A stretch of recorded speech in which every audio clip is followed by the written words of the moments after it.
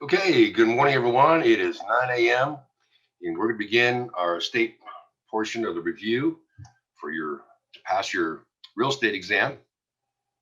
You can get this material that we're going to cover today right from the website. Go to the state section and you can download this ebook, Guide to Passing the Colorado State portion of the exam.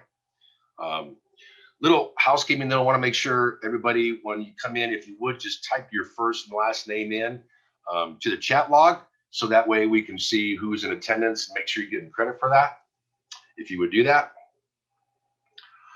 Um, and then certainly just if you would keep yourselves on mute until you want to ask questions, because we do want you to ask questions. We want to limit the amount of background noise in here too as well. All right, so I presume everybody can hear me okay, right? Little thumbs up, whatever, you can hear me okay? Perfect. All right, terrific.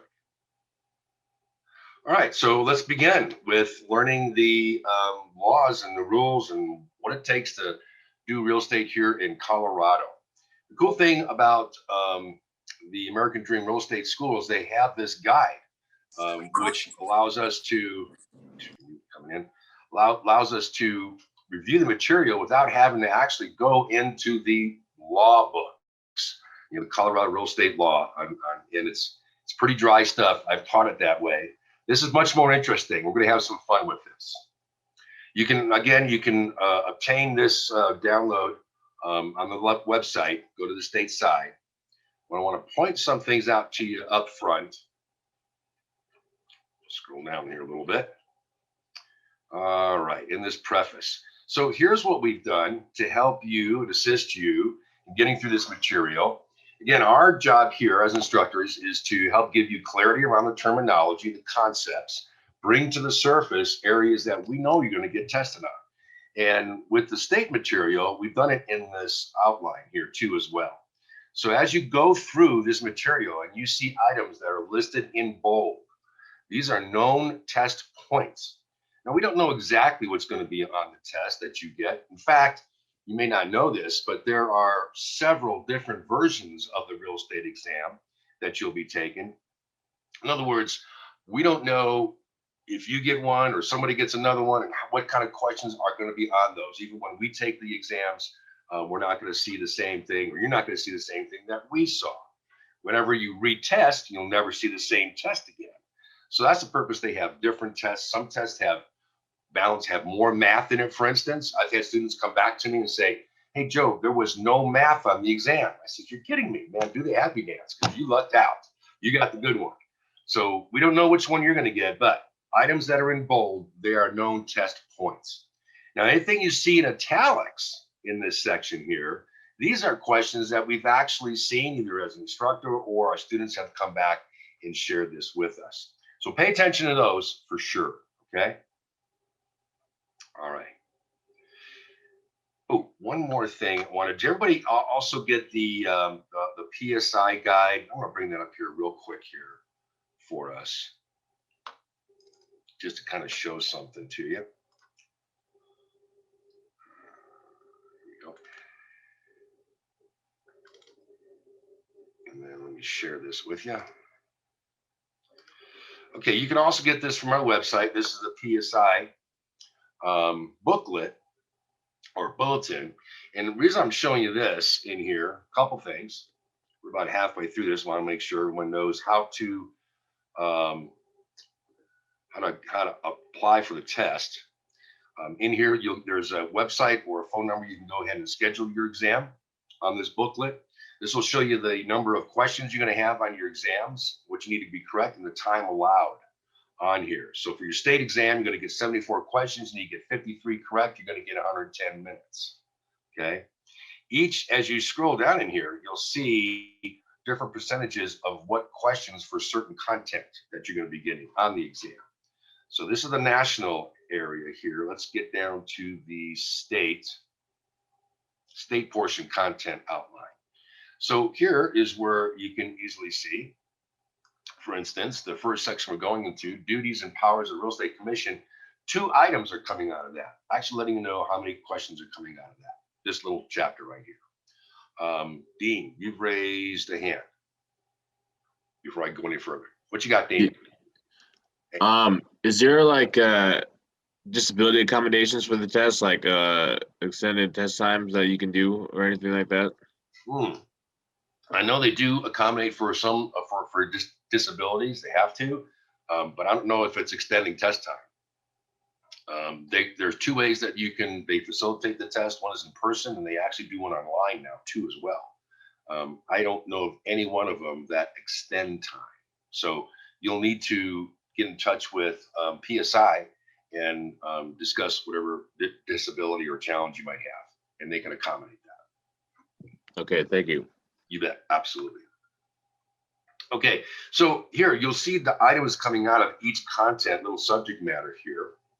And what I want to do is bring you down, because the next session you get here with us is going to be going over contracts. We do one whole session just on contracts. Why? Because 23 items of your exam, 23 questions on your state exam are on contracts forms. So we make sure we cover this thoroughly. And that's where there's some crossover material from the national section. If you're with me in the national section, when we get to the chapter of contracts, I kind of skim through that real quickly, because we spend a lot of time here on the contracts. So make sure you show up for the next session. You show up for every session, really. But that's going to be really important. And then the very last session is going to be on the record keeping, the trust accounts, the closing settlement. There's another 15 items all there with those two. And that the last session we have is also where we're going to be covering some more math problems, because we're going to get math problems that are more likely going to come on here on the state portion of the exam. Okay, let's now get back into my outline.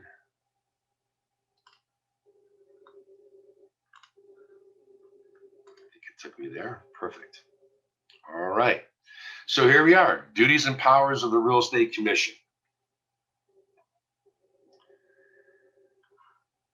Favorite test question on the exam is, what is the purpose of real estate license law? It is to protect the public.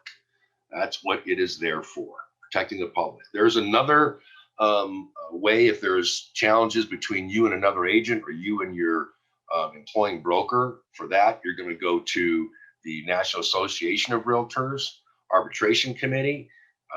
But the commission is there to protect the public. So when there's complaints made, the public makes complaints about an agent, they complain to the commission.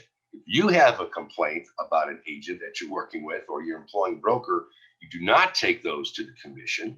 You would take that again to the National Association of Realtors, the Arbitration Committee. So license law does not regulate ethical standards. The ethics come from the National Association of Realtors. Okay, so make sure you get that distinction there. Now, the commission can audit an escrow account. Some of you, if you don't know what an escrow account is, escrow account is monies that is saved for, it's a third party savings for monies for a transaction, either for leases or for a sales transaction. Earnest deposits would go in there, or lease deposits would go in here, and it's a separate account, and that is called an escrow account. So the commission can audit a broker's escrow account at any time without notice. What's the purpose of that? Making sure you are maintaining records for 4 years and not commingling money. Commingling money is when you're putting your personal money in there with other people's money. You cannot do that. That is a big no-no. And you got to keep records for 4 years. Now, you have to keep hard copies, paper copies. No, you can keep electronic copies as long as they're easily accessible. Should the commission want to do this audit, they need to be able to see your documents. So as long as they're on your thumb drive or on a computer's, or even if they're in the cloud, but you can access them, that's okay. That's the whole point of it. You got to keep records for 4 years, though. Now, here's something we've actually seen on the exam. The requirements for licensee to keep track of records allows the Real Estate Commission to evaluate a transaction after it has happened. Actually seen that on the exam. All right, let's talk about investigations, hearings, and penalties of the Real Estate Commission. So the commission is looking for, there's 7 things you may be guilty of. Of those, we've seen 3 that are known test areas. Okay, so all of them are false advertising, violating the Colorado Consumer Protection Act, failing to properly handle and manage trust monies, failing to provide a closing statement, being convicted of pleading no loco tende or crime, failing to report it to the commission, and failing to keep documents for 4 years, and paying a commission to an unlicensed person that would require for negotiating or whatever would require a license. So the 7 things of that, the 3 that are going to come to the surface are known test areas: violating the Colorado Consumer Protection Act, and that is there so that sellers are aware. This applies to sellers that are in distress.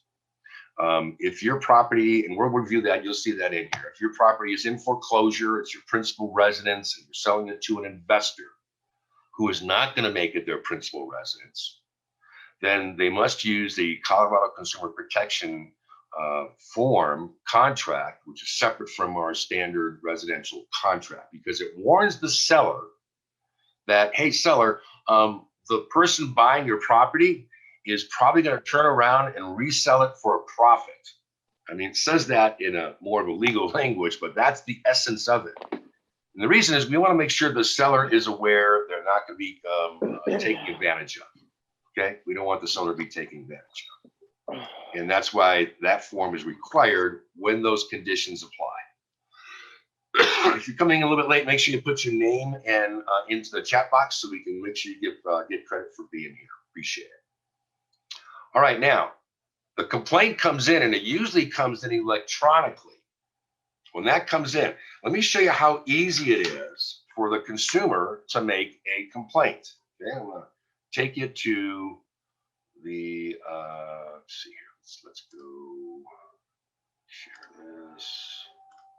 I'm going to go to, I'm a consumer, I'm going to Colorado Real Estate Commission.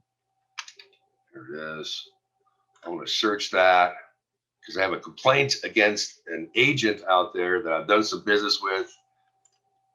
And so consumer can go here and look, goes to the site. What's the first thing they see? File a complaint. They're going to make it really easy on people, right? Click right in here, you file a complaint, and they show you the complaint process. And okay, I thought that was going to be easier. They changed the website here, Joe. What's going on? Oh, click here to file a complaint. Ah, good. Here it is. Okay, you register an account so you can register, and then you just go ahead and file a complaint, and it goes against you. Now, let me show you where it shows up. Let's back up here a little bit. They did change this website. I come here often, and they just recently changed this. Okay, let's see here. Consumers. Where is? Okay, real estate broker. Okay, that's why.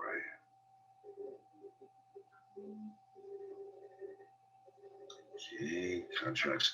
Here's a good one for next session, the contracts and forms. But God, it was licensing. Where is he? Search licensees. Licensee rosters. Search for a licensee. There it is. Boy, they've changed it. It used to be a little easier to do that. All right. Let's say, for instance, they just want to look you up. So now they can look you up. They can see, okay, let's get some details here. They can see that, okay, this person looks like they're active. That's good. It shows when it was issued, when it's going to expire. Looks like mine expires the end of this year. And then if there were any disciplinary actions against this agent, it would show up here, disciplinary actions. That's where it would show up. All right. And then from here, if I want to file a complaint, I just hit this button. I'm back into the complaint process. It's really not that difficult to do, even though they changed the website a little bit.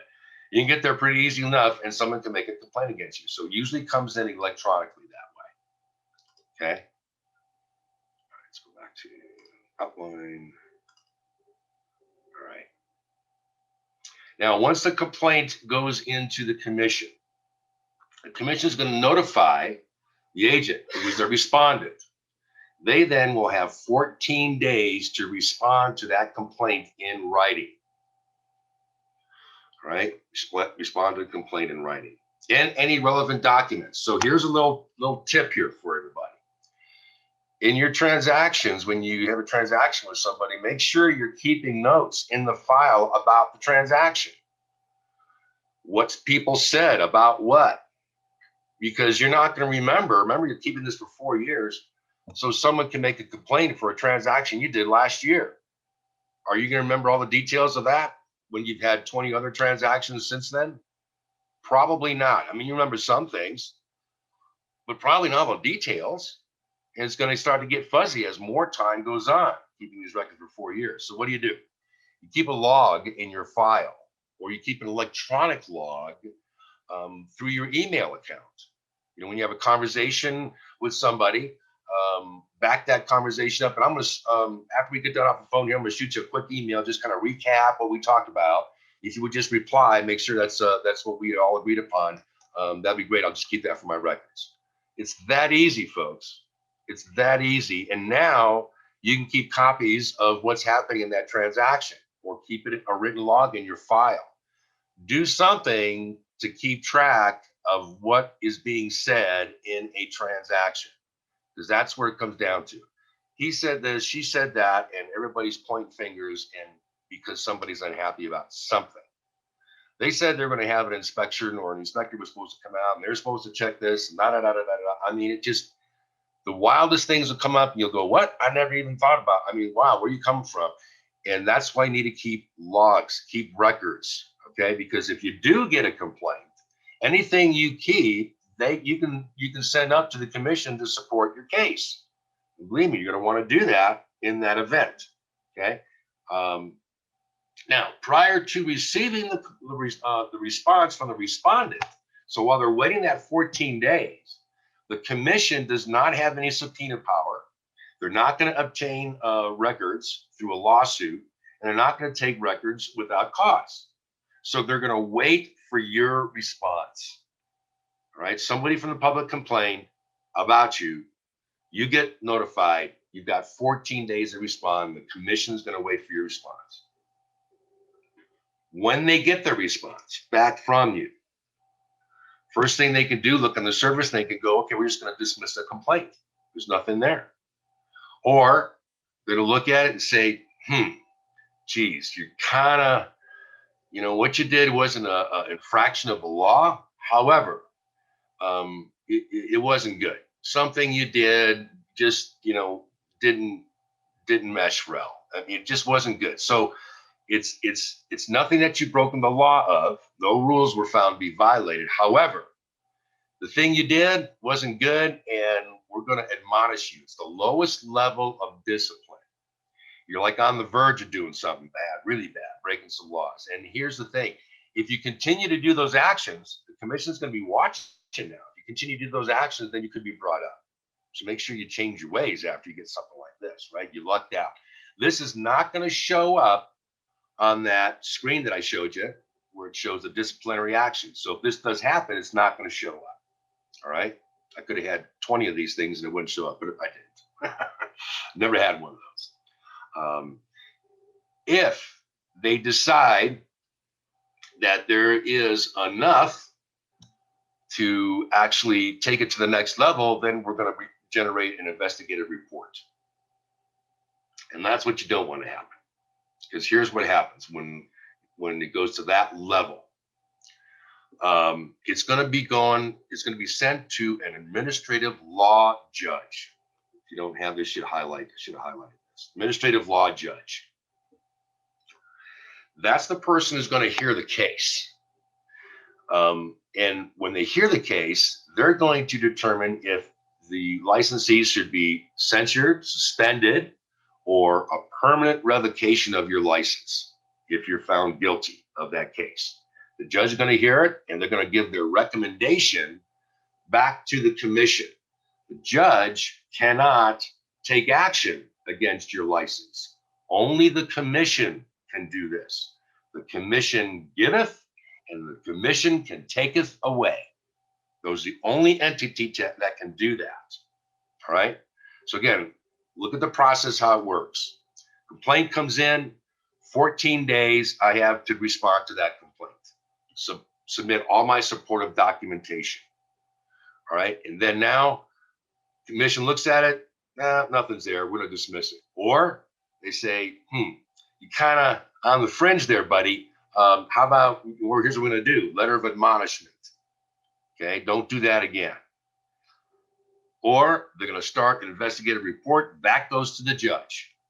The judge hears the case, gives recommendation back to the commission. The commission is the one that takes action against the licensee.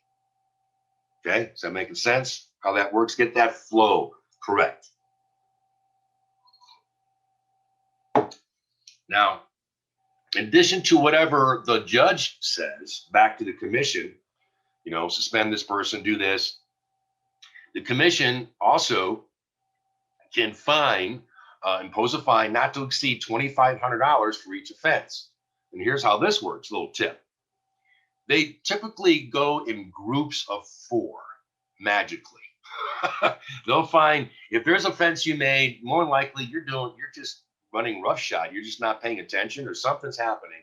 And they're going to discover about 4 offenses, and you add that up real quick, right? All of a sudden you're faced with a $10,000 fine.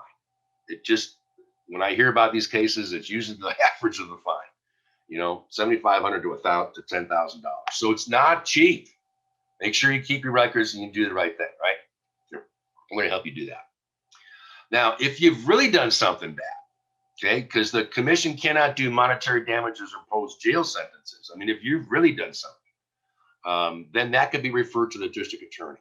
I knew an agent that I used to work with long time ago, and this agent, she had a dispute with a seller, a listing, and I don't know all the particulars of the case. All I know is what happened afterwards is that she and the seller got into a verbal dispute, and to the point where I think seller fired her from the listing or whatever, and she took it upon herself to have her kids spray paint this guy's house.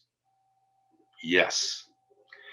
And police got involved. All these things happened to her, and she lost her license. And it was a sad, sad thing because something going on in her life, whatever. But it can go that far. It can really go that far. So keep the emotions between the lines and do the business. That's what I say. All right. Now, they have no authority. The commission has no authority. They're not going to investigate ethics violations. As I mentioned earlier, that goes to the National Association of Realtors. And there's a space there for consumers to also complain about ethicals that a realtor has done. But that is where realtors, if they have challenges with other realtors or they're managing broker, that's where you take that case, dispute between brokers. The commission is not going to intervene between the licensee or the employing broker for commission splits, for instance. We're not paying me. They're not paying me enough. They said they're going to pay me this or not. The commission doesn't want to hear nothing about that. That goes to the National Association of Realtors. All right. Again, any criminal violations by licensee, that's handled by criminal courts. All right. So that's section 1 that you're going to get 2 questions out of. I bet one of them is going to be either 4 years keeping records, or what's the purpose of real estate license law? That one of them is going to be those questions. Okay, so here's some quiz questions at the back end. We don't review those after each section for the purpose of saving time. However, if one of you out there have a question on one of these that you didn't understand, I'll be happy to go over with you, because then it could be the benefit for everybody. So they may have any questions on the quiz questions at the back of chapter 1. No? Alrighty, we're going to be marching on. Licensing requirements. So this stuff, some of this stuff you guys already know because you're doing it. You're in the midst of doing it. But let's fill in any blanks, make sure you know it thoroughly. So in Colorado, if you don't know, when you go for your real estate license, you're going to be getting a broker's license. And the reason you're getting broker's license because Colorado went away with salesperson's license many years ago. Some states still do that. They have a salesperson's license and then they have a broker's license. When I was initially licensed, I first started in Nevada and I was licensed there. Nevada had that system. There was a salesperson's level, then a broker's level. So I had the salesperson's level. Florida's like that. Texas is like that. I think California's like that. So there's a lot of states that are still like that. We're one of the few that when you get your license, you're a broker, which makes the test a little bit harder and longer and requires the education to be a little bit longer, 168 hours, as opposed to, I think in Florida, it's like 68 hours or 70 hours is all you need for the salesperson's license. So the test is a little longer. It's a little harder because here in Colorado, you'll be a real estate broker. What does that mean? The relationship to everything else. Well, if you decide to move to a different state and you want to do real estate there and be a broker there, then they'll recognize that you've passed the national section, you have a broker's license here, and you'll just need to take the state portion of their exam for their laws. And then you're operating there. So all the other 49 states recognize they have what's called reciprocity with Colorado. They're going to recognize your license here. You just need to take the state exam to be able to operate and do business there. Okay. But in Colorado, we do have 3 levels of this broker's license. We have the associate level. This is the lowest level, and you must be affiliated with a brokerage firm when you're at this level. You could be an independent broker. You could do that after you have 2 years of active experience. So you've been licensed for 2 years, been active, then you can apply to be an independent broker. With this, you're not going to be with a firm. You're just working for yourself. You're not with any firm, and you're not able to hire any other brokers. It's just you. That's it. You hang your shingle outside, and that's it. That's you. If you want to be an employing broker, you can do this. You got to have, again, 2 years minimum experience. And then you have to pass this broker administrative course. It's a 24-hour broker administrative course. Once you pass that, then you can be an employing broker where you can hire other brokers to work underneath you. Okay. So I have passed that course and I have the ability to be an employing broker. However, as of right now, I'm functioning as an associate broker and I'm affiliated with Keller Williams Freedom. Okay, so when you look at these levels, it isn't like a sequential thing. It could be if you wanted to, but it's not really set up that way. It's set up to you, how are you functioning, and that's how you're going to be displaying your license. So when you first come out of the gate, you're newly licensed, you're going to be working as an associate broker. You have to, because you got to get that 2 years experience.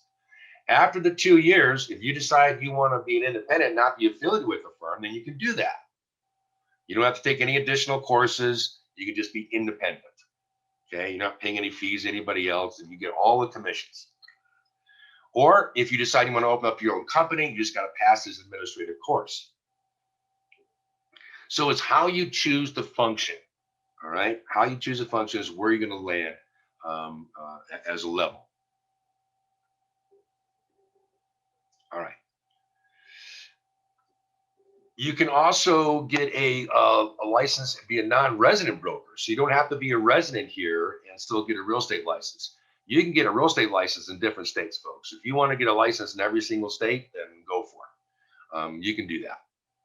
Each state will have different ways for you to do it. Okay. Hey, Steam, you've raised your hand. What you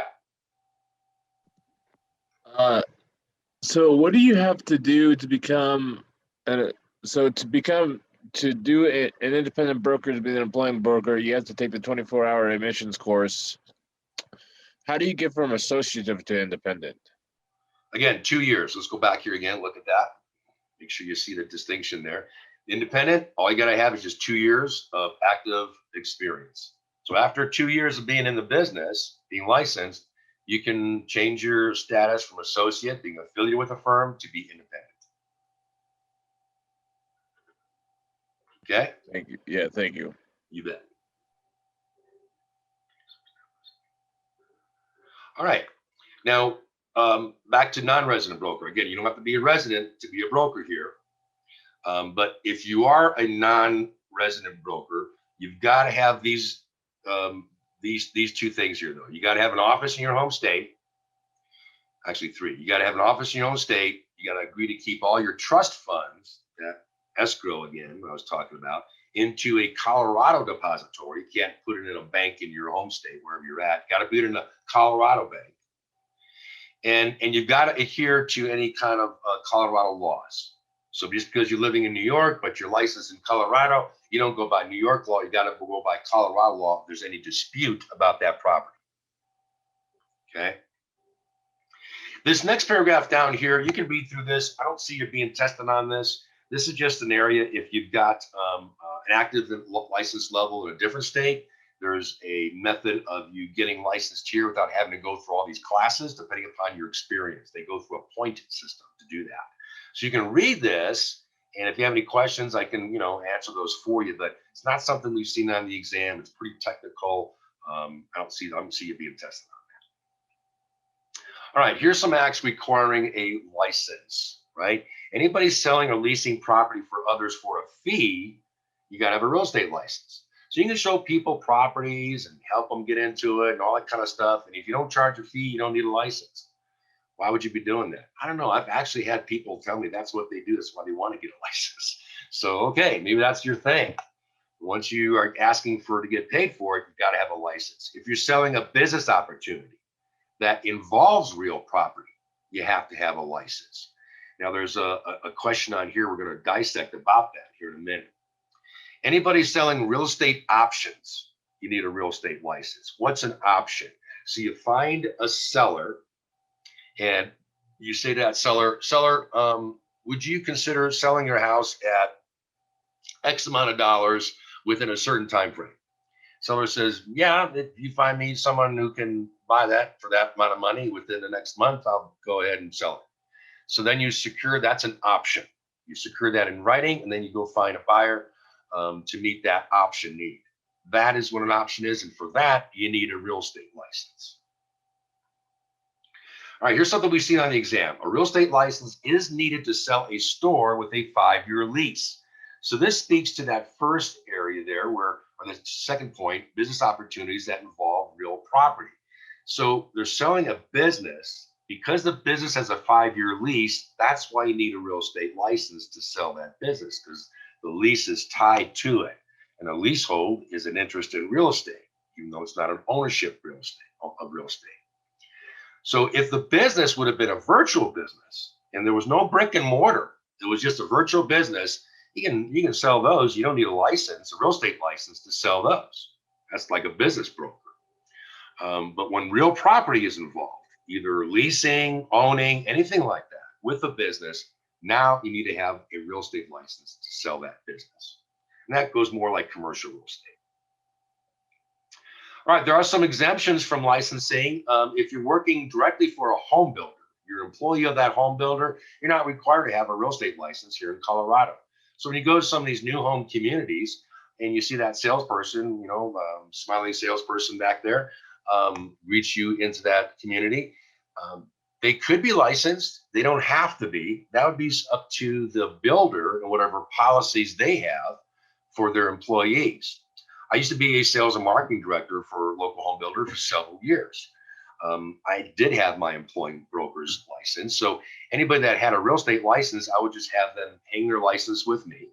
And if you didn't have one, that's okay. I didn't require you to have one. As long as you can sell and you can talk to people and you look great, then great, we'll get you on the floor. So that's an exemption to having a license, a home builder, but you got to work directly, got to be an employee of that home builder.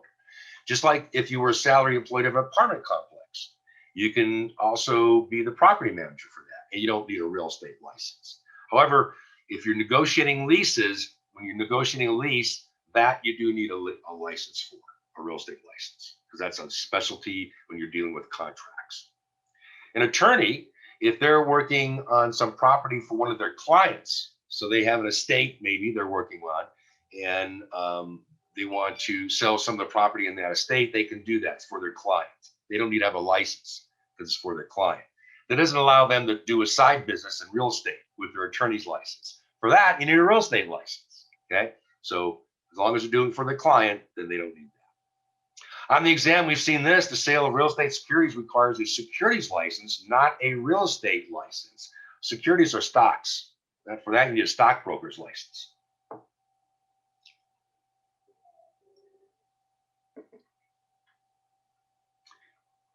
All right, now licenses can be granted to individuals, partnerships, limited liability companies, or corporations. So all those are viewed to be entities.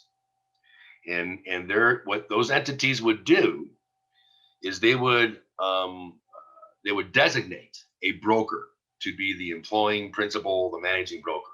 That's what I was when I worked for the home builder. I was their designated principal broker and employing broker. So I was responsible for the management supervision of all the licensees and all the salesperson underneath me. If for some reason something would have happened to me and I wasn't able to function in my role, then what I could do is I can look to my team, my salespeople that are licensed, and I can see who in here has at least 2 years experience that could cover for me while I'm unable to perform my duties. Maybe I was had an injury, or I was going through a medical procedure, or whatever it was, and I was unable to do my duties. So I can look to somebody who's licensed and have a minimum of 2 years.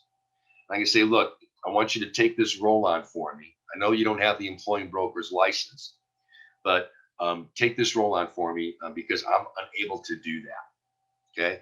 So what the commission will do then, they'll issue out a temporary hardship license to that person as an employing broker that have to have at least 2 years experience. And if I'm out to the point where I'm not going to be coming back, well, then that person needs to go and raise their level to be employing broker. And what they'll do is this here. We've seen this on the exam. So they'll issue the license. They'll give that temporary permit for 90 days.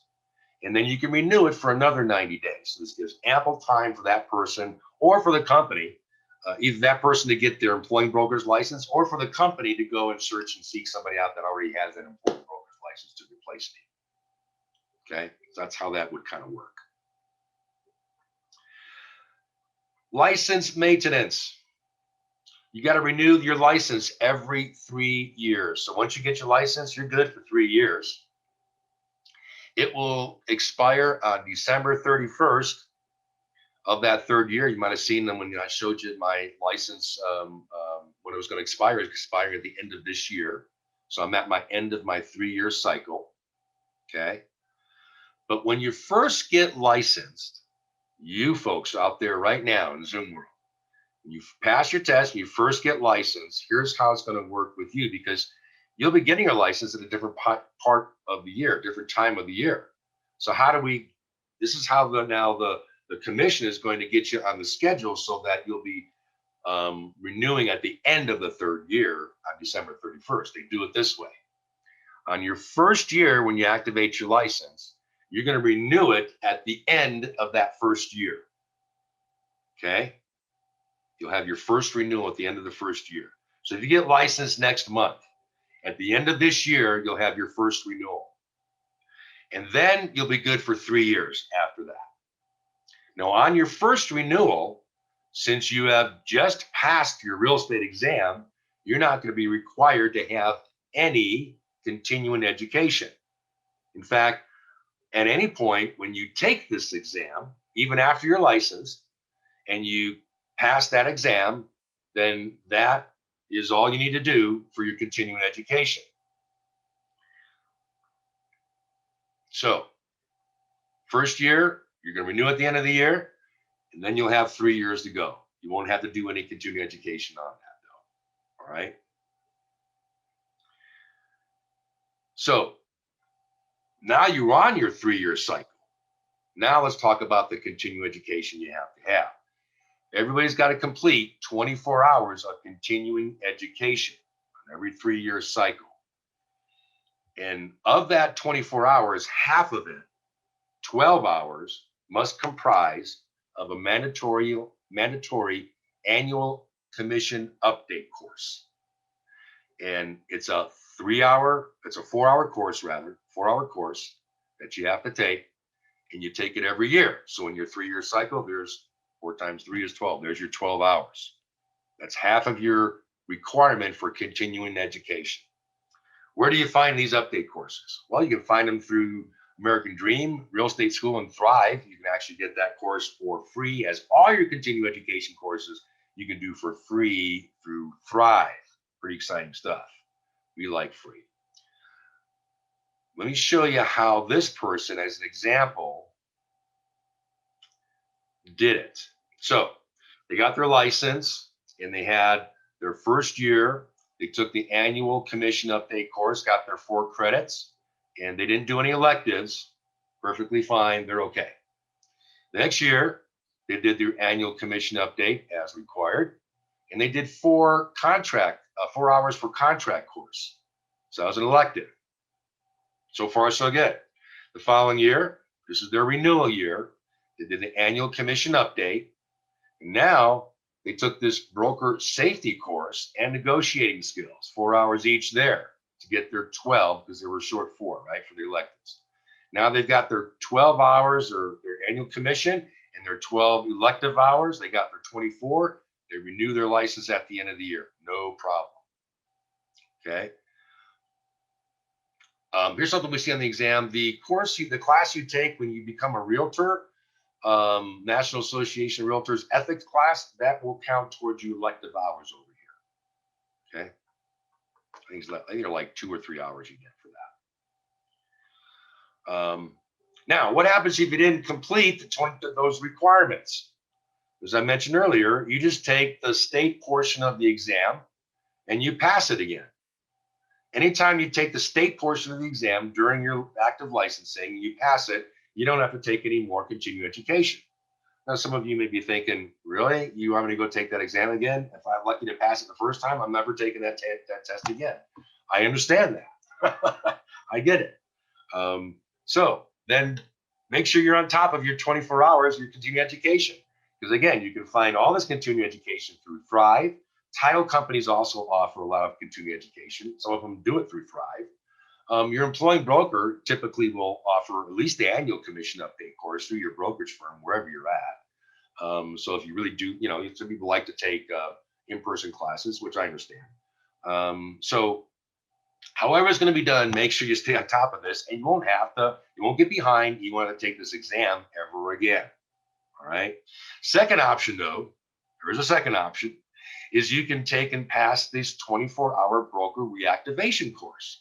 So again, you messed up. It's time for your renewal, and I didn't get this last annual commission done, and I'm pressed for time. You can just take and pass this course, right? Limitation: a course can't be taken to satisfy those requirements after it was taken to reactivate a license. So you can't do it twice in a row. You can't do that twice in a row, right? You've used it to reactivate your license, and now you're going to take it again to satisfy your continuing education. That's not going to work. They won't let you do that. All right. Final option, there's a 72-hour pre-licensing education, 40-hour real estate closing, 24-hour. You're back in this class again. You want to do that? You can do that if you want. I would suggest you keep up with your 24 hours continuing education along the way. That's the best way to take care of that. Okay. But know your options, because you can be tested on your options, so you know those. All right. All right. When does it actually expire? Well, yeah, on the 31st of the 3rd year, right? But wait a minute. The commission does one other thing for you, because we are real estate agents. We are realtors, right? They give us a grace period. Isn't that nice? They give us a 31-day grace period. So you don't have to pay any additional fees. Your license expires on the 31st. You still got 31 days without additional fees. Get those fees in there. Get active. What does it cost to renew your license? So the renewal fees, they change according to the amount of active licensees we have. I've seen them as high as $685. I've seen them as low as $300 and some dollars. Right now, I think it's $460 or $480. I think it is. So it varies according to how many people, just like anything else, that are active. So when we go through a recessionary period, a lot of agents went out of the business. Our annual fees went up a little bit. So they adjust that. More people get into the business, they'll probably be coming down again. Anyways, here it is. Whatever the renewal fee is, you do that within your first 31 days. One day after your first 31 days from your license expiring, you're good. That's your grace period. You just pay your renewal fee. If you wait on the 32nd day, oops, up to 1 year, you can still renew your license. But now you have to pay your renewal fee plus a half, so 1.5 times. If you pass that up and you're after a year, up to 3 years, you can still renew your license. But now you have to pay twice the renewal fee if you want to do that. Okay. After 3 years, guess what? You're back in this class here with me, just like your brand new applicant all over again. All right. So favorite test areas, they like to ask you about the grace periods and what this looks like. It's easy to memorize, easy to get this down. Just flashcard out and memorize that. How do you become inactive? There's 2 ways. You can do it voluntarily, or it can be done to you involuntarily. Voluntarily, I can place my license on inactive status. Sometimes that's referred to as putting your license on ice. You're inactive. Why would you want to do something like that? Well, I had a pretty good year last year, let's say, and I'm going to be doing one of my bucket lists. I'm going to be taking a cruise around the world, whatever. I'm taking 6 months off, a hiatus. I'm going to see the world. Okay, I worked hard, earned it, and this is what I'm going to do. While I'm on that hiatus, I want to reduce any kind of bills and costs that I have. So I'm going to put my license on inactive status voluntarily. That releases me from having to have insurance. Okay, once it's on inactive status, and if I want to, I can even remove myself from the board of realtors. I don't have that fee anymore. So I'm like separated from real estate. I don't want to think about it. I worked real hard. I don't want to think about it for the next 6 months. And I'm going on my bucket list hiatus trip. Right? I can do that voluntarily, perfectly fine. However, as I'm doing that, my license is inactive. And if I just come across somebody in my travels and they say, "Oh, what do you do for a living?" I'm a real estate agent, just taking my little trip here. They say, "Really? Where do you live?" "In Colorado." "Oh, I'd love to buy some mountain property." I can't do a transaction while my license is inactive. Okay, I'll take their information. I'll get back with you when I get back into town. But I can't do a transaction while my license is inactive. It's almost like not having a license. Even though I have a license, it's inactive. I can't do transactions. All right. Now, the commission can suspend your license for cause. We looked at that in that first chapter. Some of the things that they can do, they take it to the ALJ, and ALJ says, "Oh, we're going to suspend your license." That's involuntary suspension. All right, for cause. Again, now when you reinstate your license, okay, you do need to make sure that you have your continuing education in place, though. So if your license was suspended for a period of time and you've got some continuing education to make up, well, maybe you need to go back and take that 24-hour reactivation course to get your license back again. But again, you can only do that once. All right. Something else, what could cause you to lose your, get your license inactive, is not notifying the commission of a change of location. Either if you're going to a different broker, working for a different brokerage, you got to notify the commission of that. And if your brokerage firm moves physical location, moves their office to a different place, the commission must be notified. You have to know where everybody's at. And if they're not, then that employing broker is going to have their license suspended, and anybody underneath them will have their license suspended. So your employing broker's license, whatever happens to their license, can affect yours. They get suspended or inactivated. Anybody's broker's license underneath them is inactive. If that employing broker, here's something really horrible. We had an employing broker that worked in an office here locally that died, and all the licensees was I think it was a Century 21 office. And all the licensees underneath them, they were inactive. They had to scramble to get somebody else in there. It was a sudden thing. It was an unexpected thing. It was a car accident or something.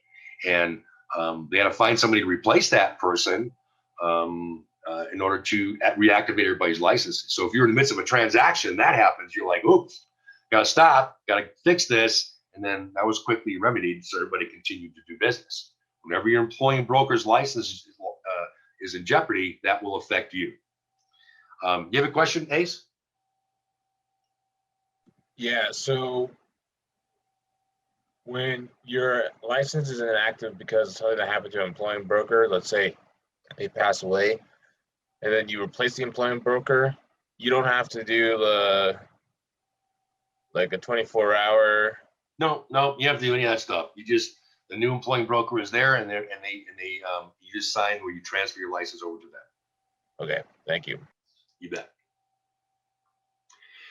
Again, when you're inactive, you can't do things that require a license. You don't need an office. You don't need errors and omissions insurance. You can do unlicensed things, duties, but you cannot do things that require a license. All right, here's some exemptions. Qualifications and exemptions. So things you got to do, which again, you already know some of this stuff. You got to take this class, 168 hours. Got to be 18 years of age.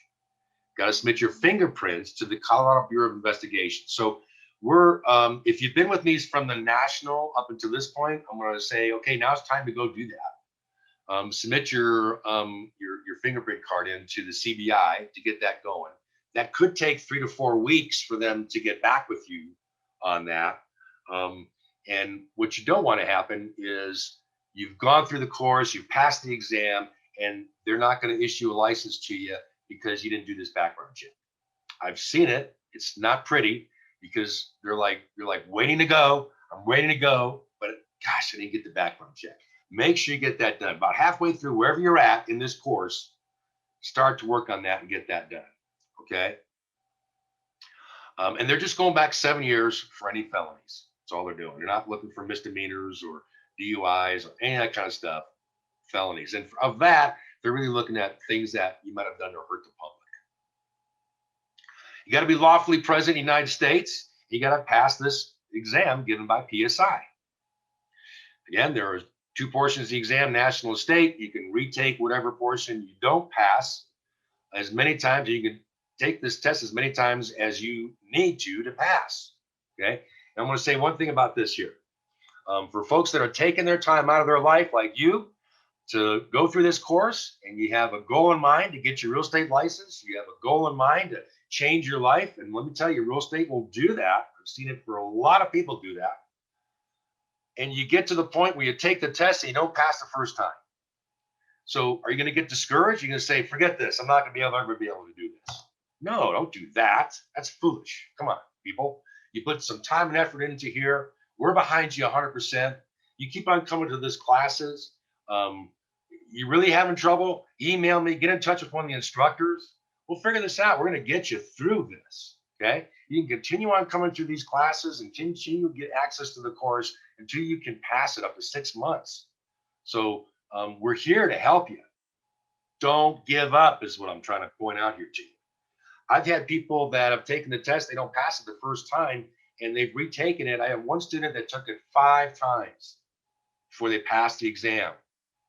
Guess what? They passed the exam, they have a real estate license, and they're making 6 figures today. If they would have given up, they'd have still been in the same, serving food somewhere. You choose.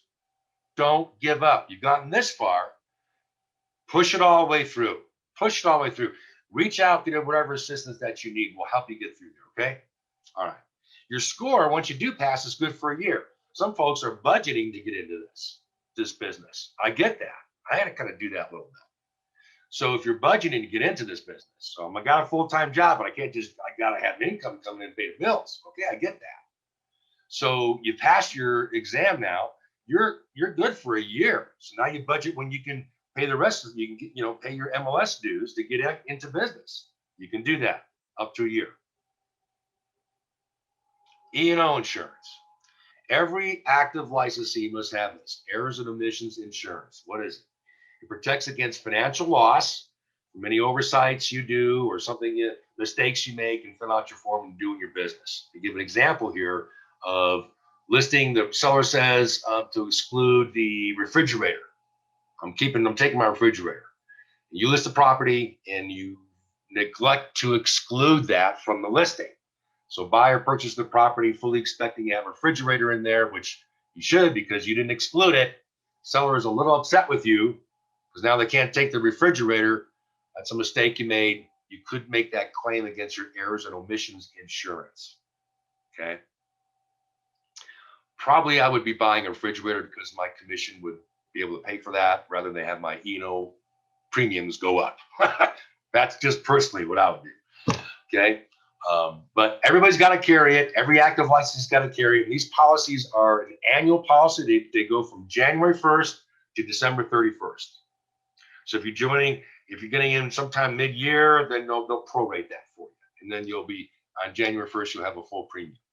Okay. If anyone out there is choosing to go with Keller Williams, then we have a group policy that we have, and we can get you on that group policy. Actually gives you double the coverage for what an individual policy gets, about the same amount. So just keep that in mind if you're folks out there that are thinking about Keller Williams. All right, let's talk about an LLC. Do we need to go get an LLC? I'm licensed. I know I've heard about this, people going out getting this LLC thing. Do I need to go do that? Not right away. Probably something you want to have a conversation with your attorney or your accountant. But it's something you don't got to do right away. Get into the business, learn the business, get some transactions under your belt. Then you can start looking at, do I need to get an LLC? Okay. I have one. A lot of brokers have one. And here's the reason why you would do this. So gives an example in this text here about Gary. He's got his employing broker's license, wants to open up his own business. And he talks to his attorney. Says, should I be a sole proprietor? Should I be how should I do this? Attorney says, best way for you to do this is to get an LLC, because it's got a kind of combination of best of both worlds of a corporation, but not the requirements of reporting that corporation has. It'll still protect your assets though, Gary. That's what his attorney says. So protect yourself and your personal assets. So if you get sued, they'll sue the company and you don't get onto your personal assets. Okay, Gary says, great idea. That's what I'll do. He gets this LLC. Here's what the commission views when a person does this. All right. Now you've got a company.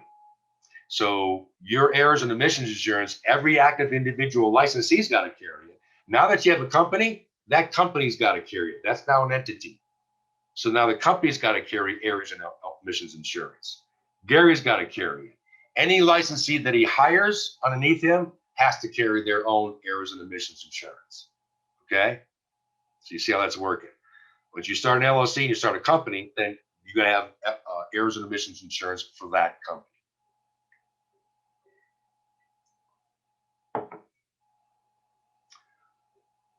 Okay.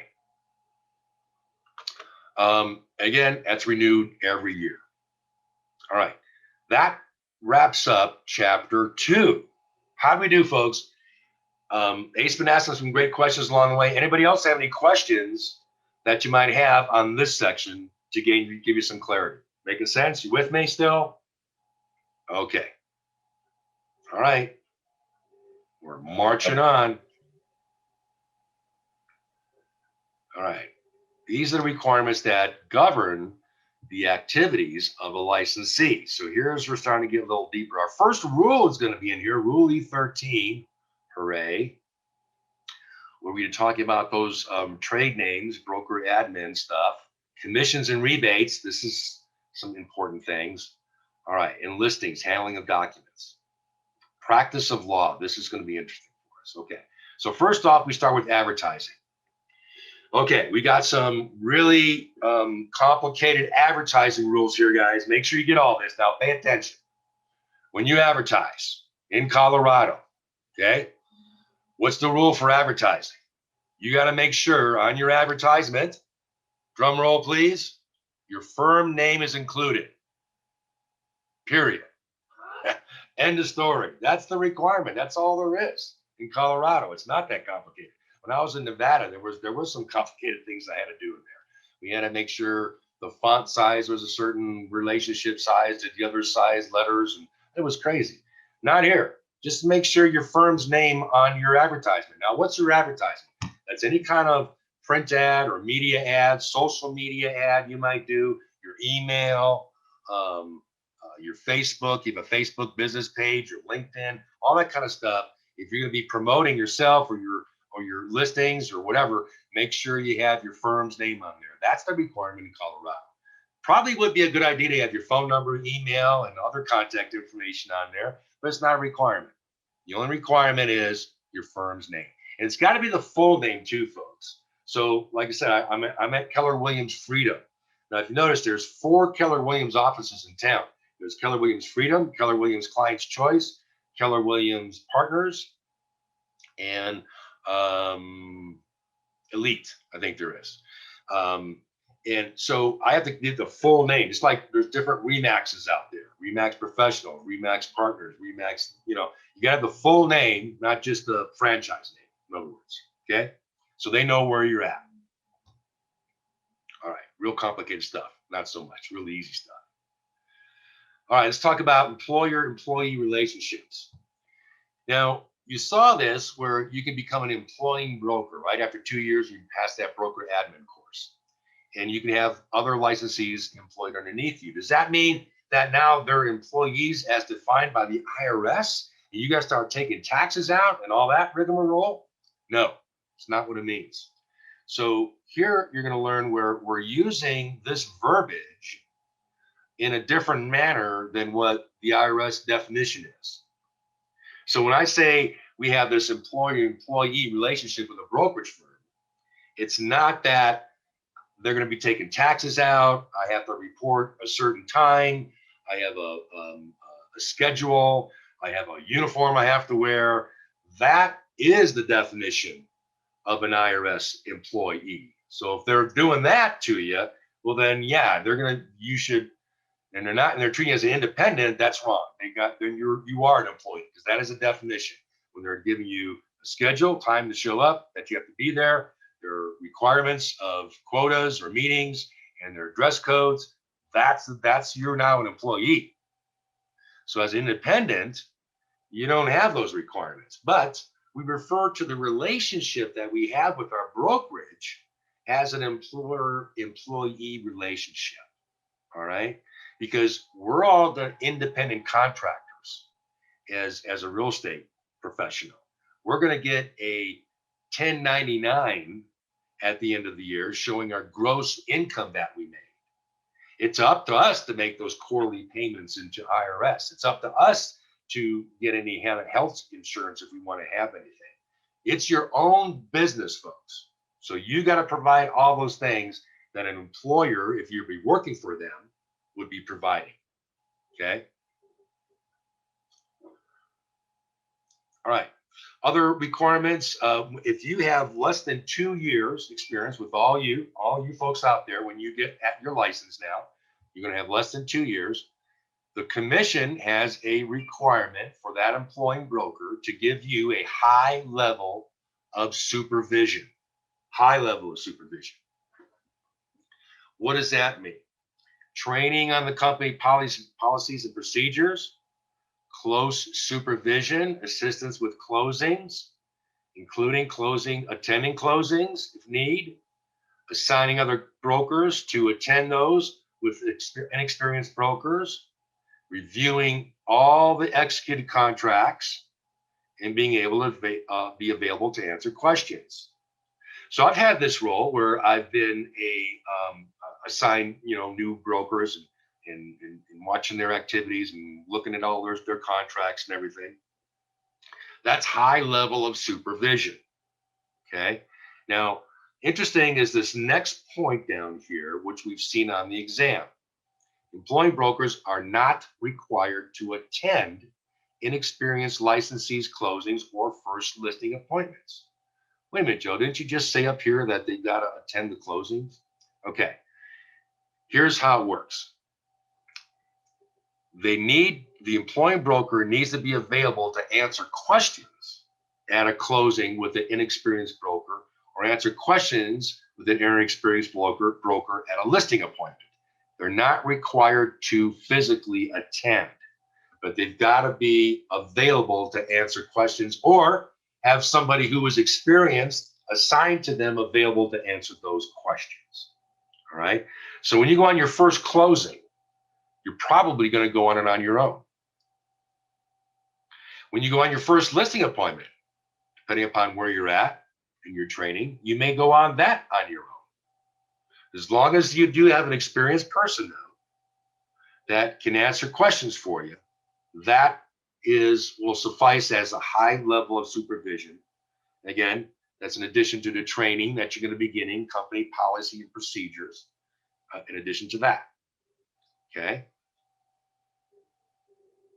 For folks that, like me, more than 2 years experience, what is the employing broker required to give them? A reasonable level of supervision.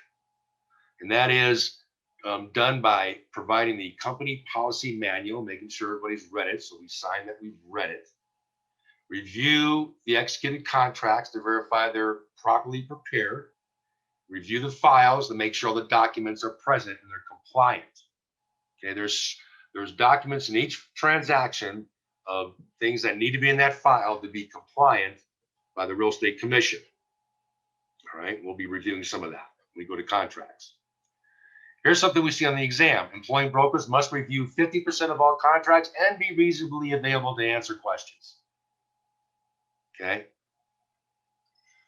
Place of business. Got to have an office open to the public, but your employing broker's office meets that requirement. So each individual agent doesn't need to have their own office.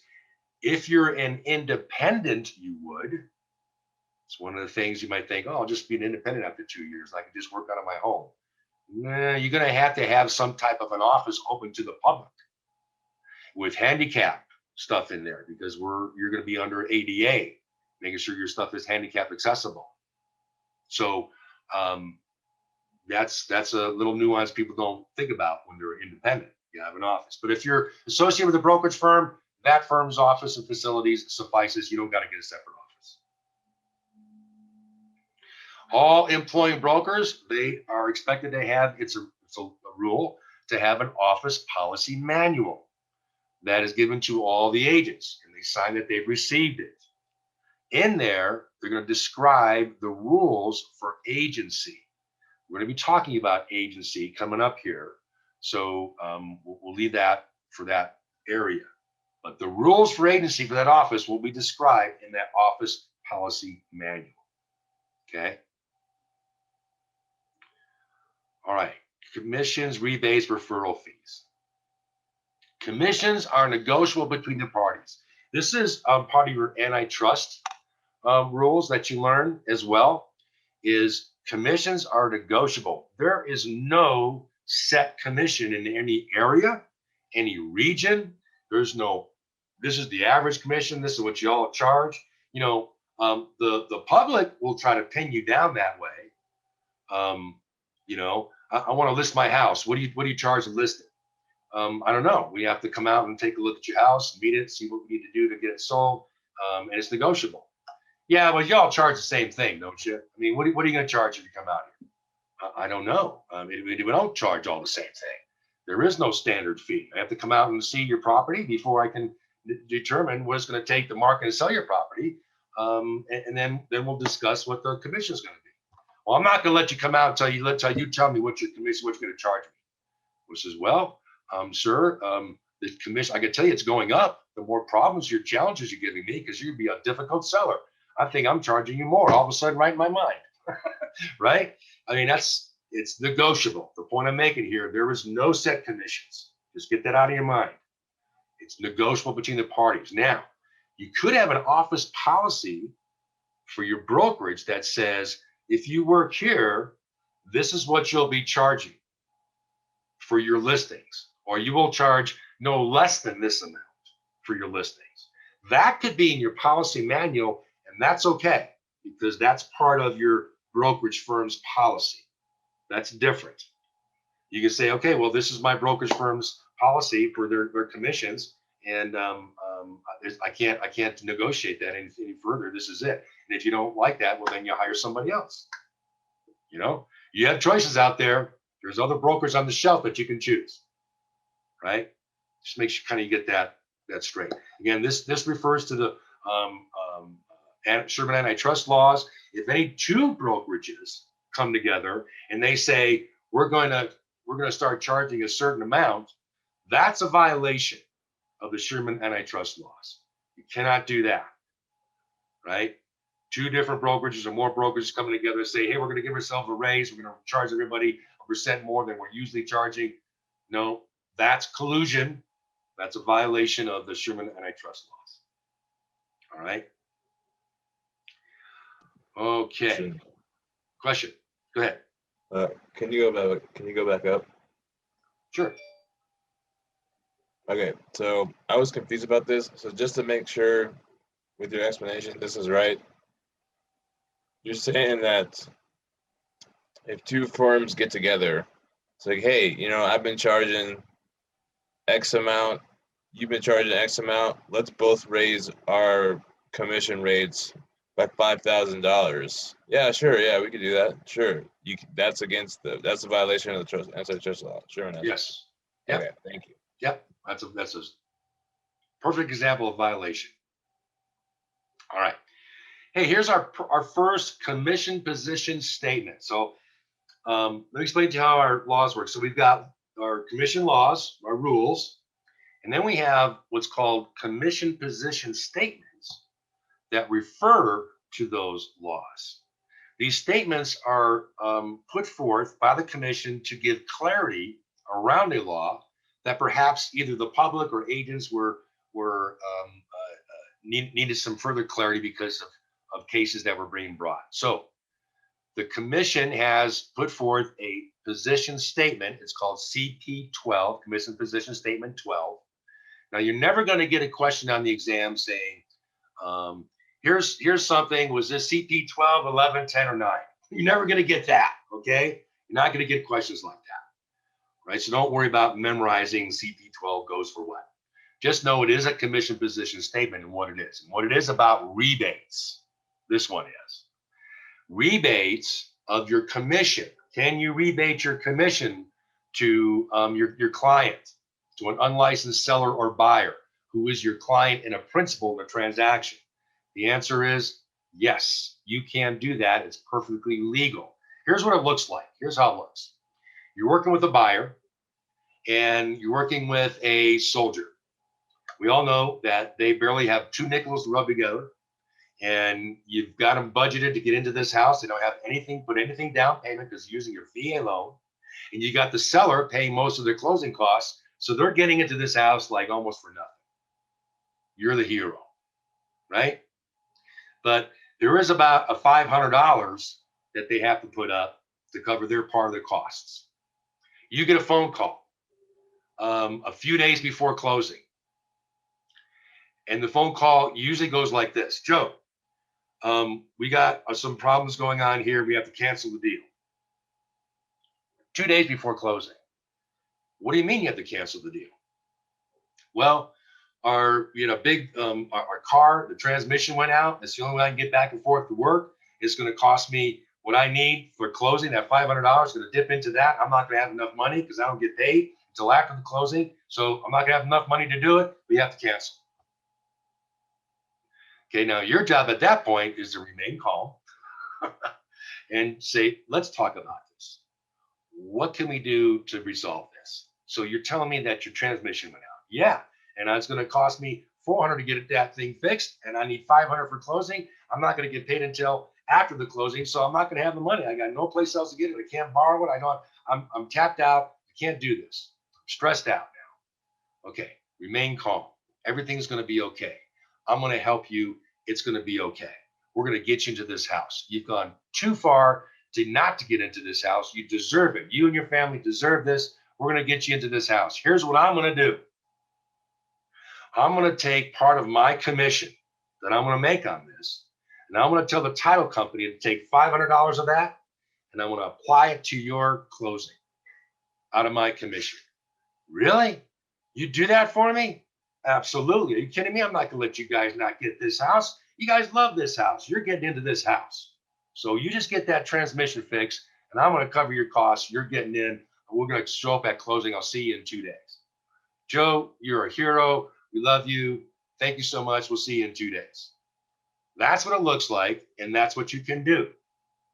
And let me tell you, something like that, how far do you think that's going to go for me as far as getting referrals from this person that I just helped out?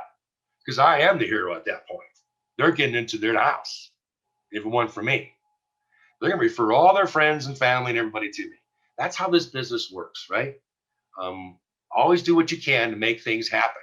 Be the go-to guy to make things happen person, and watch what the magic happens to your business. So that's considered by the commission to be a rebate or a renegotiation of the commission. And I can do the same thing on the seller side. Seller calls me up a week before and says, oh my God, all these repairs I had to make for this house, I didn't realize, and now I'm going to be short, whatever. I can do the same thing for the seller, but they got to be a principal to the transaction. They're unlicensed. At no point, folks, can I ever give part of my commission to an unlicensed person who is not a party to the transaction. Okay. Someone refers me, someone in the neighborhood says, hey, I know someone that's going to be selling their house. I'll give you their name if you give me $200. It's tempting, right? But it's actually an infraction. You cannot do that. You're giving money to an unlicensed person. Okay. Now, can you give a referral fee to a broker out of state, a non-resident broker? So, yes, absolutely. In fact, that happens a lot. I get referrals sometimes from agents from different parts of the country. And if they send me a referral of someone, then I can work with them and I can pay them a percentage of my commission once that closes. They have to have an active license in the state that they're in. As long as they do, I can do that. They're licensed, perfectly fine. Someone has their hand raised. Ace, go ahead. Okay, I'm sorry. I got a little lost with the unlicensed.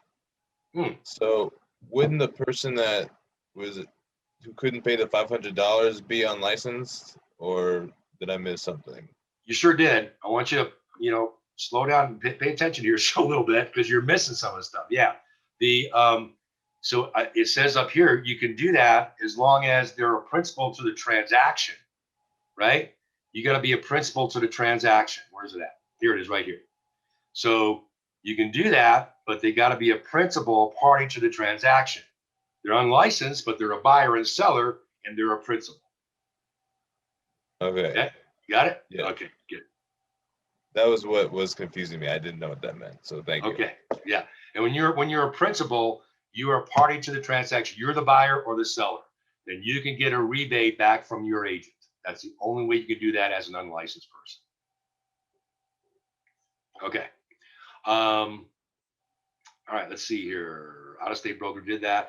All right, RESPA. Let's talk about RESPA real quick here. RESPA stands for the Real Estate Services Protection Act. We are accountable to RESPA.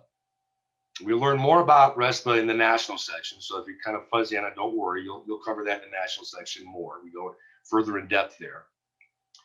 But this has to do with inducements involved in a transaction where it's a federally regulated mortgage loan. Now, we learned in the national section, all loans now out there are federally regulated because they're either a Fannie Mae or a Freddie Mac secondary product. So your conventional loans, your FHA loans, and your VA loans are now all government regulated loans. Okay. So that means I cannot pay any kind of inducement, or I cannot accept an inducement from a title company or a mortgage company or anybody that's involved in that transaction. I can't get referral fees from that. So I can't get a kickback from the title company. I can't get a kickback from the mortgage company. That's what we're talking about here. Because it refers to RESPA, is a federal act that has to do with federally regulated mortgage loans. And those are your FHA, VA, and conventional loans, all the loans that we work with out there. Okay. So do not get any kind of referrals or kickbacks from your mortgage professionals or your title people. This is why. It's illegal to do that. All right. Let's say, though, that you have part interest in a particular title company. Let's say that, or a mortgage company. You know, prior to getting licensed, I was a mortgage professional, and I could easily get my mortgage license maybe and decide it's going to be a one-stop shop here. You come see me, I'm going to help you qualify for the loan, and I'll also help you find the house. And let's say I had a insurance license, and I'll also help you get the homeowner's insurance, right? Sure, you can do that. It's kind of some brain damage, if you ask me. However, if you have interest in doing that and you're having your clients use those other services that you have interest in, you got to let them know, one, that you have this interest in there, and two, that they have options. They don't have to use that. So let's say I have my own mortgage company. You come in and you say, okay, I can qualify you with my mortgage company, or here's some other mortgage companies you can use to choose from. You don't have to use mine because I have an ownership in that company. Now I've correctly disclosed my affiliated business arrangement with that mortgage company. And the minimum that I need to own is just 1%. If I have just 1% ownership in that other company, I now am required to disclose that relationship, and that's called an affiliated business arrangement. All right. And I've got to make sure I get them recommendations so they know they have choices. Okay. And if they then choose me, great. That's perfectly fine. I've done it correctly. What I can't do is just say, here's all this. It's a one-stop shop. I'm going to make it really easy for you. Let's get going. I got to let them know I have ownership and you have choices. Okay. All right. Now, let's say now that you're licensed, you got your real estate license, and you're out there looking for a property for yourself, either for your principal residence or maybe you see a good investment out there. One of the cool things about being in real estate, you get to see the cool deals before anybody else does. Right? So let's say you want to purchase one of those. Well, now that you're licensed, now you need to disclose that you have this license. You have a higher level of understanding of this business than the general public. So commission rule is you must disclose to the member of public. You must disclose immediately to the member of the public if you have an interest in buying the property or you're in principal in the sale of the property. So if you're interested in buying a property, you call up the person that's selling the property. It goes like this. Hi, I'm Joe Kaiser. I'm an agent with Keller Williams. I'm interested in purchasing your property. That's what it looks like. That's what it sounds like. What you don't want to have is, hey, I'm interested in that property. Tell me a little bit about it. And they start telling you about it. It says, oh, yeah, what kind of terms you doing? And they start telling you about it. And then you go, okay, yeah, I think I might be interested. By the way, I'm an agent. I'm a licensed agent. Too late. You didn't do it immediately. It says immediately. It doesn't say when you get around to it. It says immediately. Okay? You got to disclose it. Now, even if your license is inactive, you still got to disclose that you have an inactive license. Because again, you have a level of education, understanding of this business that is higher than the general public. That's why the commission wants you to do that. All right. When you fill out your contract and you do your purchase agreement on that property, you've got to state in writing what your level that you have a license and whether it is active or inactive or inactive. So on the offer itself, you put on there so that there's no ambiguity. You put on the offer itself, I'm currently an active licensed agent in the state of Colorado. Now you've met the standard of disclosure once you have a license and you're purchasing property. Okay. Here's something we've seen on the exam. For broker supplied financing for a condo project with the stipulation that he has the right to sell, the exclusive right to sell the completed condos, he has an agency relationship and an interest. Let me break this down for a little bit. Why is that? All right. So the first part is the agency relationship. And that's the part where he has an exclusive right to sell the condos. That's an exclusive agency relationship. You're hiring me to sell your condos. The interest that the broker has is that he's going to be supplying the financing for those condos. So that's an interest. Back to having to disclose that interest. Okay? All right. Let's say you manage your own rental properties. Anybody out there have their own rental properties? Oops, sorry about that. Ace, you have another question. Go ahead. Is my hand still raised? Oh, Sorry. yeah, it was. My bad. Okay, no worries. So anybody out there have their own rental properties? Yes, no, maybe, no. Okay. All right. Well, if you did, some people do when they get this class. Some people do. If you did, you may have used, and it would have been perfectly fine for you to do so. You may have used a lease agreement that maybe from a previous lease you had, or maybe you went online and you downloaded realestatedocs.com and you got a lease off of there. Okay. Perfectly fine, because you're a private person and another private person having an agreement together. Perfectly legal and perfectly fine.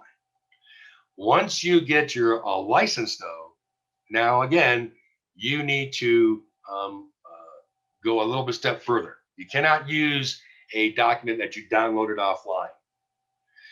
You are required, once you're licensed in Colorado, to use only the forms for a transaction, and a lease is a transaction, only the forms that the state provides you. We're going to go over why here in a minute. So the state has provided us with all types of different forms and contracts and forms to use.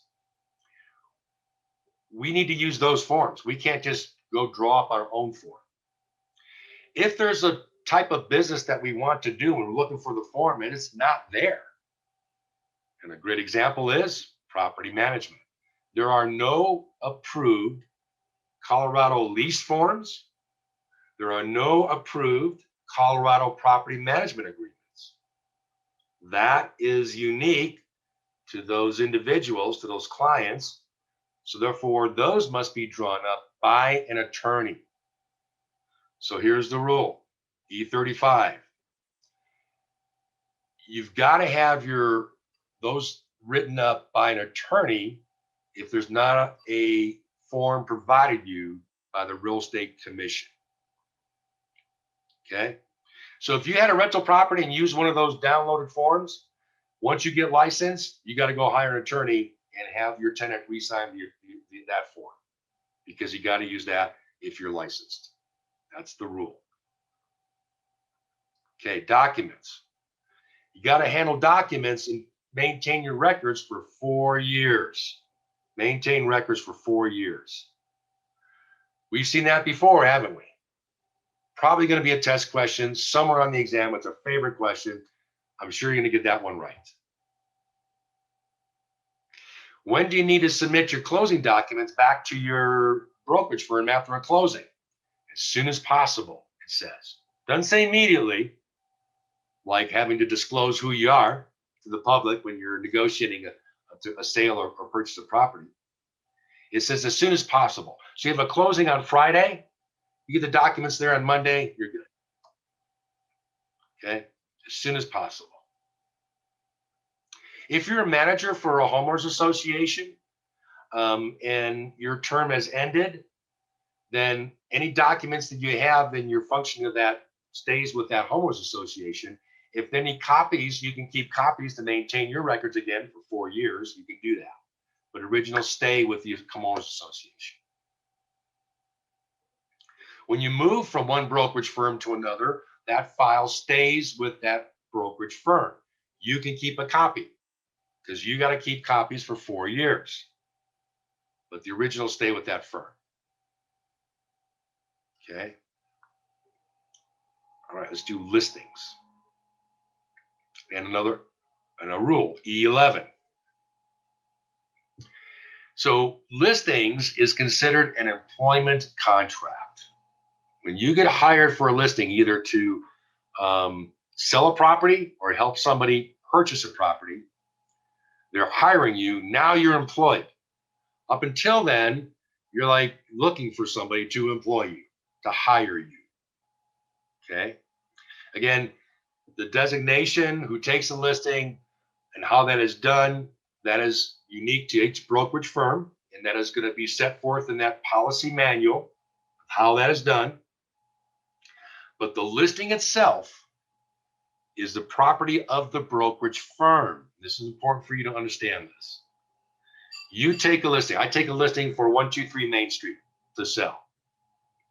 And I take that listing, and now I decide to move to a different brokerage firm.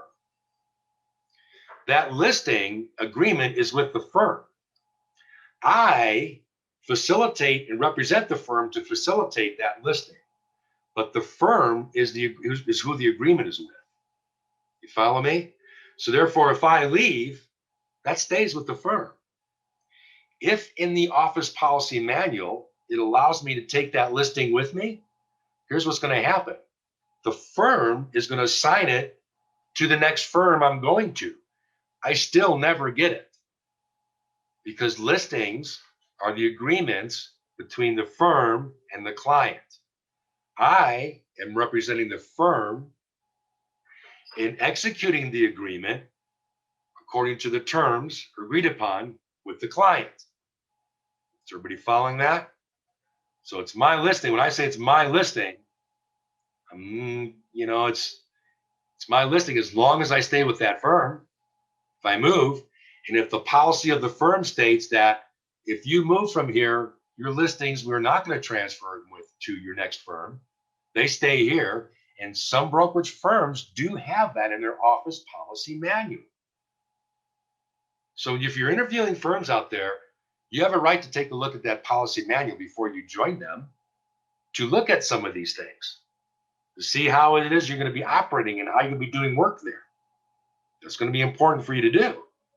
Okay? Take a look at that, because they could be stating in there, all listings remain with the firm, even if you leave.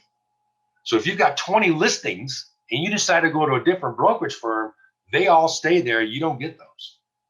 You'll get a percentage of that when they close. Usually within, have to close within a certain period of time after you leave. And if they don't, then you don't get anything. So pay attention to your office policy manuals. All that's going to be spelled out in that manual. Okay? All listings to be legal, real estate contracts or real estate listings to be legal, they have to have a start date and an end date to be valid. You can't have an open-ended end date. Joey, I got some mountain cabin property. Go ahead and put it in the market. It's way buried in the mountains somewhere. And if it sells, it sells. Or I got some land, way out in the mountains, no utility, just some land. If it sells, it sells when it sells. I don't care how long it takes. Okay, well, we got to do it for some kind of time period. Let's start with a year, and then we'll renew it for the next year if it doesn't sell. Got to have a beginning date and end date for it to be valid. When you do take a listing, you're expected to visually inspect the property. You look around, you see stuff. What's going on here? Is there any cracks going in the ceiling? Is there some imperfections in the foundation? Got to take a look at the property. What condition is the property in? And mostly you're looking for kind of damages, things like that, defects in the property. But sometimes when you're going through this and you're talking to the seller, and there could be things that are defective in the property that you're not aware of because you can't see. And the seller maybe hasn't disclosed it to you, or maybe the seller isn't even aware of it.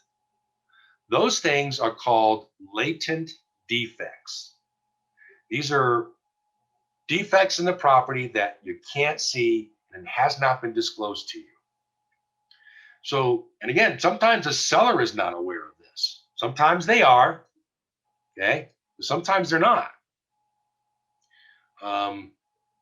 So if they are aware of it, let's say they had some foundation problems, but they fixed them. And they just figured since they fixed them, they don't have to tell you. Well, they do, because that was something that happened to the foundation. That's important. And you did fix it. Great. So let's disclose that there was a challenge and we corrected it, and here's the engineering report to let everybody know that everything is great and fine now with this foundation. We've done the right things to make it good. We got to disclose those things. Okay? So once you know of a latent defect, no matter how you found out about it, you got to disclose it. So let's say again, I'm taking a listing and I just get done going over everything with the listing. They sign the listing for me, and I'm going out in the front yard, grabbing the sign out of my trunk, I'm pounding it into the yard. And you hear that whack and it just echoing in the neighborhood. It's the most beautiful sound because it's to let everybody know what's going on over there. Oh, the Joneses are selling their house. Okay, now somebody comes walking by with their dog and says, oh, the Joneses are selling their house? Wow, that's great. He says, yeah, if you know anybody that wants to move to the neighborhood, let me know. And they tell you, oh, really? We certainly will. And Joneses must have done a really good job of fixing that foundation problem they had. And I would go like, what foundation problem? And say, yeah, the whole neighborhood. We had flooding in here. Everybody had to have their foundations mud jacked up and corrected. The engineers out here was a mess. Really? No, they never told me about that. So what do I do now? I just learned about a latent defect through the neighbor. Too late now. I must disclose that. So I'm going back to the seller, knock on the door. Hey, tell me about this foundation issue in the neighborhood here. He says, oh yeah, we had that, but we fixed it. We didn't think we had to tell you. Oh no, you do. Now I'm glad you fixed it. Give me all the reports and documentation for that so I can show that it's been fixed properly. And I'll disclose that because I must disclose it because I just learned about it by your neighbor. However you learn about it. Maybe you learn about a defect in a property because you showed it with a buyer, a certain property. They didn't make an offer on it, but you learned about that property. It's about something about it. And now you're taking another buyer to it. Well, you can't like, oh, this buyer doesn't know nothing about it. And he didn't learn about it, so I'm not going to tell him. No, you learned about that property. You learned something about it. You got to disclose it. So here's the rule. If you learn something about a property, you got to disclose that. You cannot hide anything, okay? All right. I think I belabored that point. All right, let's get into Conway Bogue. This is something unique here for Colorado. So in 1957, a little history lesson of Colorado. In 1957, the Denver Bar Association took the Conway Bogue Realty Company to task. They sued them. Conway Bogue was the largest real estate company in Colorado at that time. So they did majority of the contracts in the state. Denver Bar Association sued them on this premise that these realtors are doing contracts and they're drawing their own contracts up. And that's something that is for attorneys to do. We're attorneys. They're not engaging us to draw these contracts up, and they're doing it, and that's a violation of state law. You got to have a contract to be valid by an attorney at the time. So they sued him. So this went all the way to the state Supreme Court. And the state Supreme Court heard the case and looked at it, and here's what they said. They said, you know what? Denver Bar Association, you're 100% correct. These real estate agents are doing contracts and they're drawing them up. Now, at this point in time, folks, when I say they're drawing contracts up, literally, they were drawing contract because all we had at that time was a blank form, maybe a spot up on top to put the buyers and sellers and the property address, and a place on the bottom to sign it, and a big blank space in between where you actually drew up and wrote up the terms of the sale. This is how it was done. Okay, there were no pre-printed forms, none of that. So the Denver Bar Association, they had a case. Take it to the Supreme Court. Here's what the Supreme Court in Colorado said, though. They said, you're right. They're doing contracts, and attorneys should be doing that. So here's what we're going to do. We're going to make them attorneys. Denver Bar Association says, what? Yeah, we're making the real estate broker an attorney when they're drawing up the contract, when they're working on the contract, reviewing it with the client. They're functioning at that point as an attorney just like you, and that'll satisfy the law. Wow. blow to the Denver Bar Association. But here's what it did for us as real estate brokers. And this is very unique in the country. We are actually, when you get your license and you work with a contract with the buyer, you are functioning at that juncture of time as an attorney. So take that seriously. Okay? Now, to do so, here's what the commission did. Now, we don't want them drawing up just anything. So we're going to provide them with contracts for them to use. Okay? And they must use our contracts. Now, they cannot go out and start drawing their own contracts, charge a separate fee for preparing documents. They got to be connected to the transaction, and they got to use these standard forms. And when they do that, and they're going that using that contract, they're going to be functioning and acting like an attorney, the same way as you are, attorneys. But only that's the limitation that we have, folks.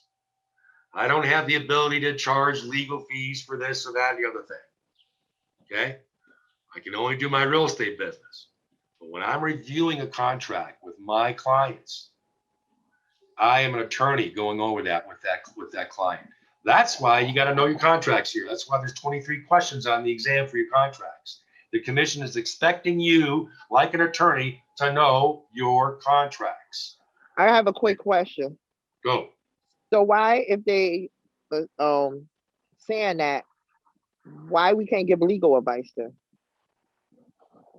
Because that's outside. That's outside the limit, my purview.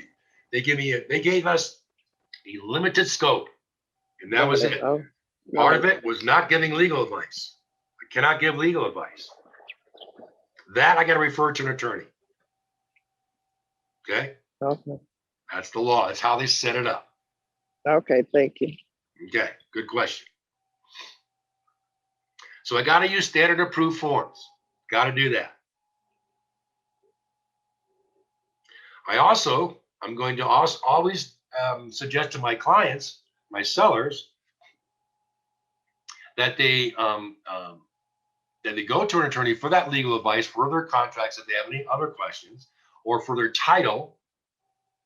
Recommend their title be examined by an attorney or a title officer. So always make those recommendations. Do not give legal advice outside my documented expertise. Okay? Go ahead, Ace. You got something for me. Can you explain what title be examined means? Means what? Explain what? Like Title to be examined here? This part? Title to be examined? Okay. So that is your every property is going to have a title. The title is the evidence of the ownership of that property. And in that evidence, that document, there may need to be some explanations of what's being said in there.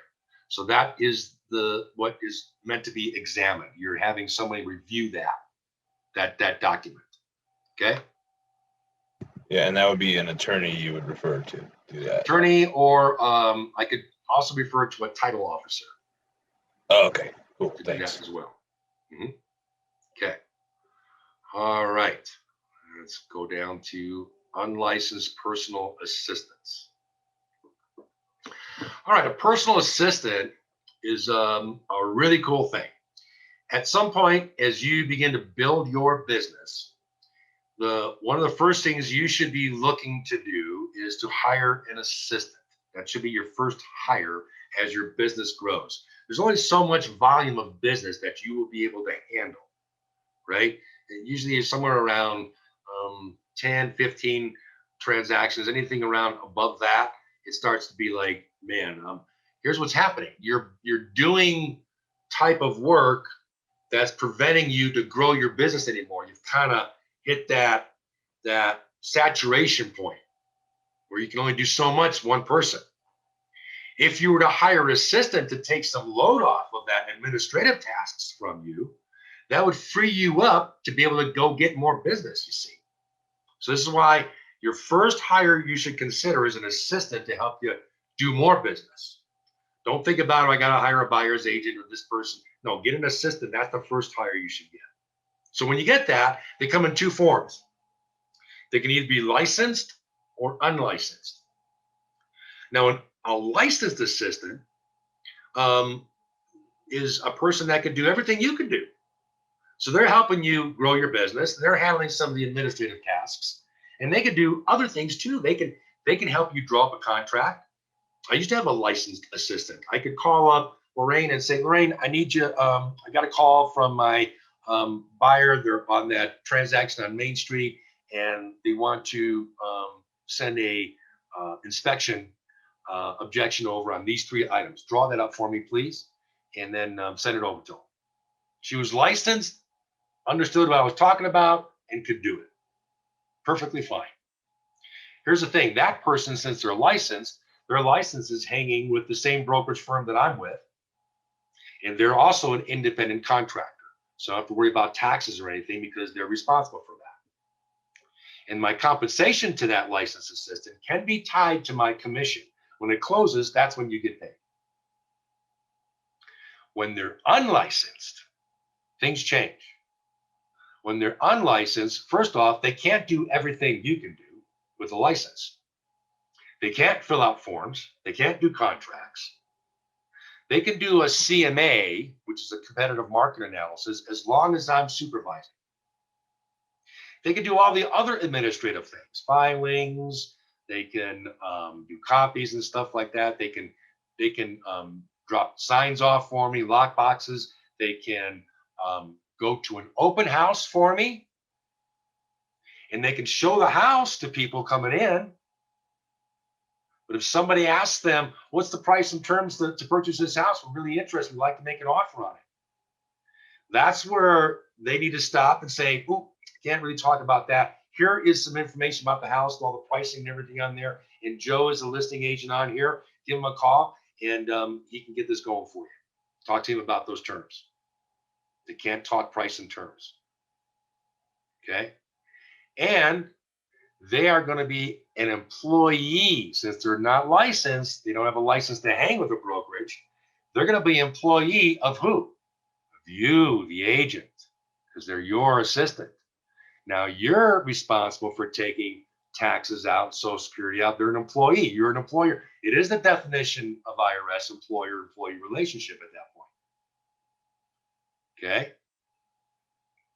So licensed assistant, unlicensed assistants. Know the differences and what they can do.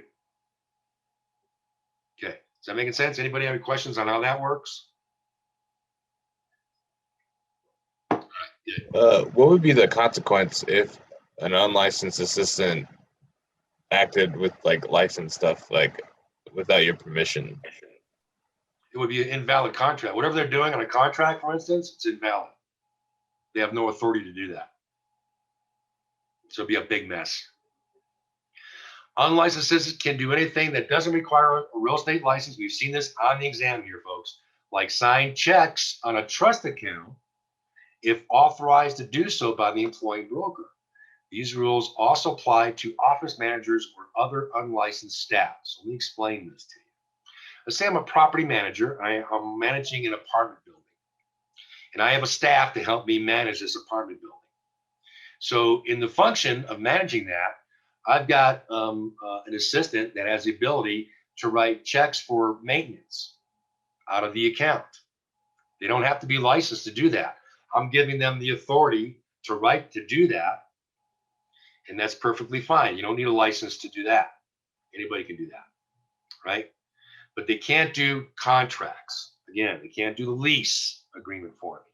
They can't discuss what the lease terms are. I can do that.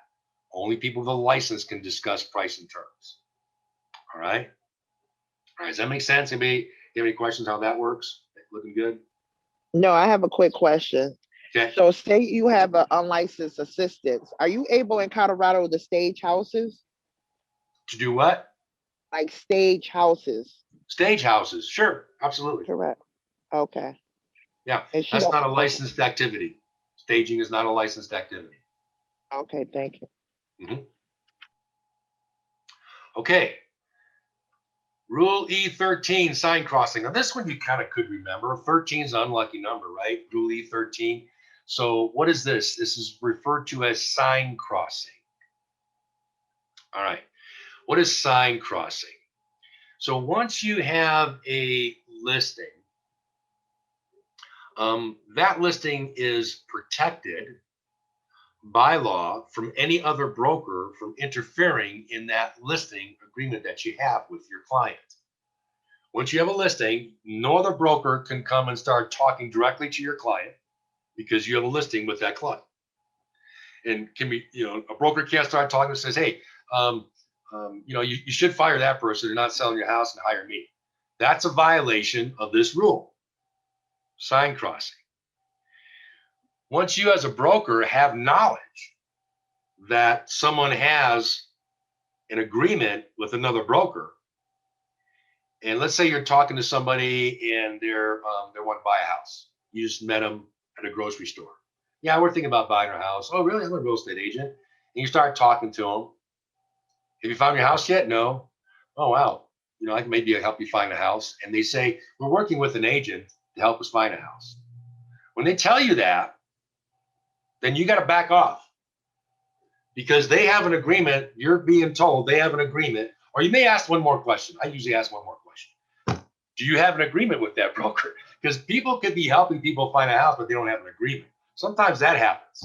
And woe unto you if you're doing that. Woe unto you. You put all kind of time and effort in somebody, you don't have an agreement, and you're helping them find a house, and they haven't hired you yet. All it's going to take is someone like me to meet them at a grocery store and say, oh, you don't have an agreement with them? Well, geez, would you be interested in what other realtors may provide for you as far as services and costs and see what I can do for you? Well, yeah, I don't have an agreement with them. It's that easy, folks. So here's your lesson. Whenever you deal with somebody, you're showing them properties or you're helping them find or helping them sell a property, make sure they always hire you first before you do anything. Okay? All right. So I'm going to go over the sign crossing rule. There's some other nuances to this thing here. So once you have knowledge that this person has a listing, then you're supposed to back off. You can't pursue them unless, in real estate, there's always an unless, isn't there? Unless you want to do a future listing. Here's how this looks, okay? I'm gonna give you a scenario so you can see how it looks. Let's say I'm at a dinner party. And at this dinner party, we're meeting new people we haven't met before. And, the typical thing when you meet somebody new, you start talking about what you do for a living, right? So I meet somebody new and I ask him, so what do you do for a living? The guy says, well, I'm an engineer. He says, oh, really? Okay, yeah, that's great. Not a whole lot to talk about after they say that, to be honest with you. But anyways, they're an engineer. And they ask you, what do you do for a living? And you say, well, I'm a real estate broker. And they say, really? Wow. How's the market? And I say, well, it's been pretty good, actually. It's just kind of crazy. It's amazing. I get a listing and it sells within days, if not that day. It's just getting multiple offers. It's a crazy time right now. And the engineer goes, wow, that's kind of what I thought. I have my house for sale. I was going, really? You do? Who do you have it listed with? XYZ Realty. Oh, okay, you're terrific. The thing of it is, though, it's I haven't gotten too many showings, and I haven't sold it yet, and I've been already listed for a month, and I don't understand why. Because you said it's a good market, your listings are selling, right? He says, yeah, mine is selling. And the guy says to me, says, well, geez, why don't you do this? You seem like a pretty cool guy. Would you mind coming over this weekend and take a look at my property and give me some, tell me maybe why my house isn't selling? Maybe there's something wrong I should be doing that I don't know about. So I say, yeah, sure, fine, no worries. I get this information. Weekend comes, I go show up at the house. Sure enough, on the front yard, there's XYZ Realty sign. I cross the sign. I go to the front door, knock on the door. Hey, I'm here. I want to take a look at your property. You invite me in. Yeah, come on in. Tell me what's going on. So I've done some homework and I looked at, the market analysis. I brought it with me and I'm looking at the property. I'm going, well, geez, I don't understand why it's not selling for you. I think I would do things a little bit different. if I were to market this property. And so what I'm going to offer you is when does your current listing expire? Well, at the end of the month it expires. Oh, okay. Well, I'll tell you what, I can do this for you. You can hire me, have a sign an agreement today that activates upon the expiration of your current listing. So if you don't sell your property by the end of the month, I'll pick it up and we'll get it sold for you. Will that work for you? Seller goes, hey, perfect. I'm so glad you came by. I'm feeling a lot better by it. If it doesn't sell, then you can go ahead and you can get it sold for me. Yep, that's what we'll do. Okay, wonderful. I leave with that listing agreement.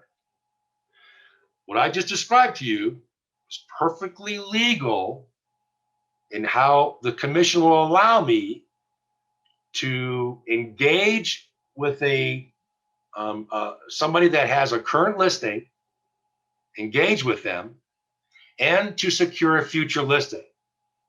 That's the correct way of doing it. How did it happen? They invited me to come over to see the property. When the seller invites me over and they're in a current agreement, I can discuss with them how to get their property sold upon the expiration of their current agreement. That's okay. Let me do this scenario again and show you how it's not okay. Same dinner party. What do you do for a living? I'm an engineer. What do you do for a living? I'm a real estate broker. Really? I hear the market's really good. Yeah, it's fantastic. Matter of fact, all my sellers, I'm selling them within 24 hours. I'm selling all my properties. It's amazing. They're getting multiple offers, 10, 20,000 above their property asking price. It's an amazing time to sell a property today. You're going to get the most money for it. Really? Well, I've got my property on the market, and that's been on the market for a month, and I haven't sold it. What? You're kidding me? You haven't a month? Oh my God, I'd shoot myself if I had a property that wouldn't sell for a month. Oh my gosh, I can't believe you haven't sold your property for a month. You know what? I should come over and take a look at what's going on with your property. I might be able to get it sold within days. Why don't I do that this weekend? How about if I come over and do that? I can probably get your property sold. The guy says, yeah, come on over. Now I go over, do the same thing, get a listing. Guess what I've done? Even if it's for a future date, I violated Rule E13. I violated the sign crossing rule. Why? Because I was the aggressor. I made the appointment. I invited myself over there. That's a violation. I acknowledge he told me he had a listing with somebody. I show up, I see the sign, I cross the sign. I have knowledge there's a listing here. And yet I still try to negotiate and engage with this seller without him inviting me in there. I now violated this rule. And I could be brought up for fines and all kind of things because of it. Okay. So that means that you have to make sure that they send you an email or a text or something verified that they correspond with you. And I have another question. Yes. My first question was before I forget this. So say they approach you and then, y'all explain all of that and they have a listing with someone else. So say if they say they didn't put their other property, say as a rental property or something out of whatever in a different location. And can they do that? Can they have two different, listings? Like say they have a property that they didn't put on the market. So Okay. no one is, selling that property, or do all their properties have to be under one vendor? Oh, okay. I'm unsure where you're getting to. Yes. In fact, yeah, absolutely. They can choose. They have 5 properties. They can choose 5 different brokerages to list 5 properties. Okay. Let's say, here's another one. Because you kind of brought it up with the rental. I thought that's where you're going with this. Let's say you're a property manager and you are managing a property for the owner. And your business is focused on property management. You have a big property management business. The owner decides they want to sell it. Do they have to use a property manager to sell it? That would depend upon the agreement that the property manager has in their property management agreement. Some of those agreements do state that if you sell the property, we will list it and sell it for you. And they sign that. That's according to that particular agreement. But in absence of that being in the agreement, an owner could have a property management agreement with the property manager for the rental and hire a different firm for the sale of that property. That's a different type of transaction on the same property. That's okay. Okay, thank you. Okay, you bet. Now, you so basically say Keller and Williams, they have their own contracts. So it's very imperative any contract that you read it verbatim, everything, because can't they switch their contracts if they wanted to? Okay, let's back up a little bit. Loaded question there. So first of all, you said Keller Williams has their own contracts. Nope, Keller Williams does not have their own contracts. Okay. No, I'm asking, do they have their own contracts that we have? Okay. No, okay, are you talking about property management? No, not property management. Okay, any other contracts that we use, they come from the state. Oh, okay. State provides all those contracts. Okay. Okay. Okay. When you go onto the state site and you look at forms of yeah. contracts, all those contracts, that's where we get our contracts from. Okay. If we're trying to do some type of business and we don't see a contract that we need, that's when I need to hire an attorney to draw that contract up for me. Correct. Okay, got you. Something like daycare. Okay, I got it. An example would be the property management agreement and the lease agreement. There are no Colorado approved forms or contracts for property management or leases. So if I go into property management, I'm going to hire an attorney to draw those up for me. Okay, thank you. Okay, you bet. Okay. All right, does everybody understand the future listing and Rule 13 sign crossing, how that works? Any questions on that part? Is that making sense? Good. All right. Now, let's say I'm at that first scenario, the first scenario where I did it correctly. And I did the future agreement and they signed it. Now I got a future listing. And remember that expires at the end of the month. Well, the next day, maybe the seller calls me and says, you know, Joe, I got really excited about you taking over my property and getting it sold, to the point where I don't even want to wait till the end of the month. I want you to do it now. How do I get out of my current agreement? Fair question, right? I can't answer that question. That's legal advice. I got to stay away from that question. And that does come up when you do these future type listings. It'll usually come up. Don't be tempted. Well, you should just do this, do that, whatever thing. No. As soon as you open up your mouth, you say something like that, you just violated. You gave legal advice. You don't have no authority to do so. Right? For that question, you say, geez, I can't give you advice on that. You need to see an attorney about it. But when you see an attorney about it, if you find that you have a way to get out of this, then let me know. And I'll make it and I'll activate this as soon as you get out of that contract. Okay, so be careful.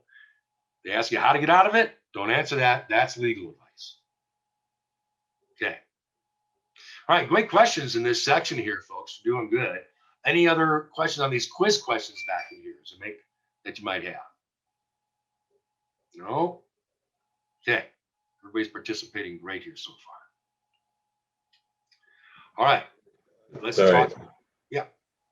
So a rebate is like giving a payment to help someone who like can't pay or overpaid. A rebate? A rebate would be where I'm taking part of my commission and giving it to a principal in the transaction, either my buyer or the seller. Okay. Okay. Yep. Okay. All right. Let's talk about, there's some additional topics in section 4 here. We'll be learning about property management stuff, some water things. As we go along here, I'm going to let you know where there's some crossover information, as I do in the national section, where there's overlap between the national material and the state material. You can get questions on both tests in different ways. So I review that with you too as well. And one of those is water. Tax is another important thing we got to learn about. And then Colorado Fair Housing. Colorado has added some protected classes to the federal protected classes. Okay. All right. let's get into first thing is property management. Property managers are general agents. We learned that also in the national section because of the wide range of activities that a property manager does. They not only seek tenants for the properties they're managing, they're also maintaining the property. They're doing their things to improve the value of the property. There's a whole chapter of property management we cover in the national. So they're called general agents, and they are there to maximize a landlord's profit, finding good tenants, making sure there's no environmental issues, and that agreement, that property management agreement that you need to have an attorney draw up, is going to describe in detail those responsibilities to the landlord, to the client, the owner. Now, when you get a security deposit in Colorado for when you're a property manager, you receive a security deposit, you got to put that into a trust account within 5 days of you receiving that. 5 days. It's different than when you get an earnest deposit for a sale transaction. That you need to get it in there within 72 hours. But with a security deposit for a rental, that needs to go into that escrow account within 5 days. When it's time to return those deposits back to the tenants, you must return those deposits back within 30 days, unless it is in writing in the agreement, in the lease agreement, that it can be retained for 60 days.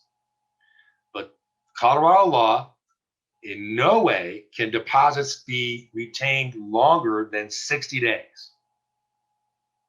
So first it's 30 days, unless it's in writing of the lease, then you can go up to 60 days. But you can't go beyond that. If you are retaining and keeping that deposits longer than that and infringing on this rule, then the property manager could be held liable for treble damages. That's 3 times the amount. Okay.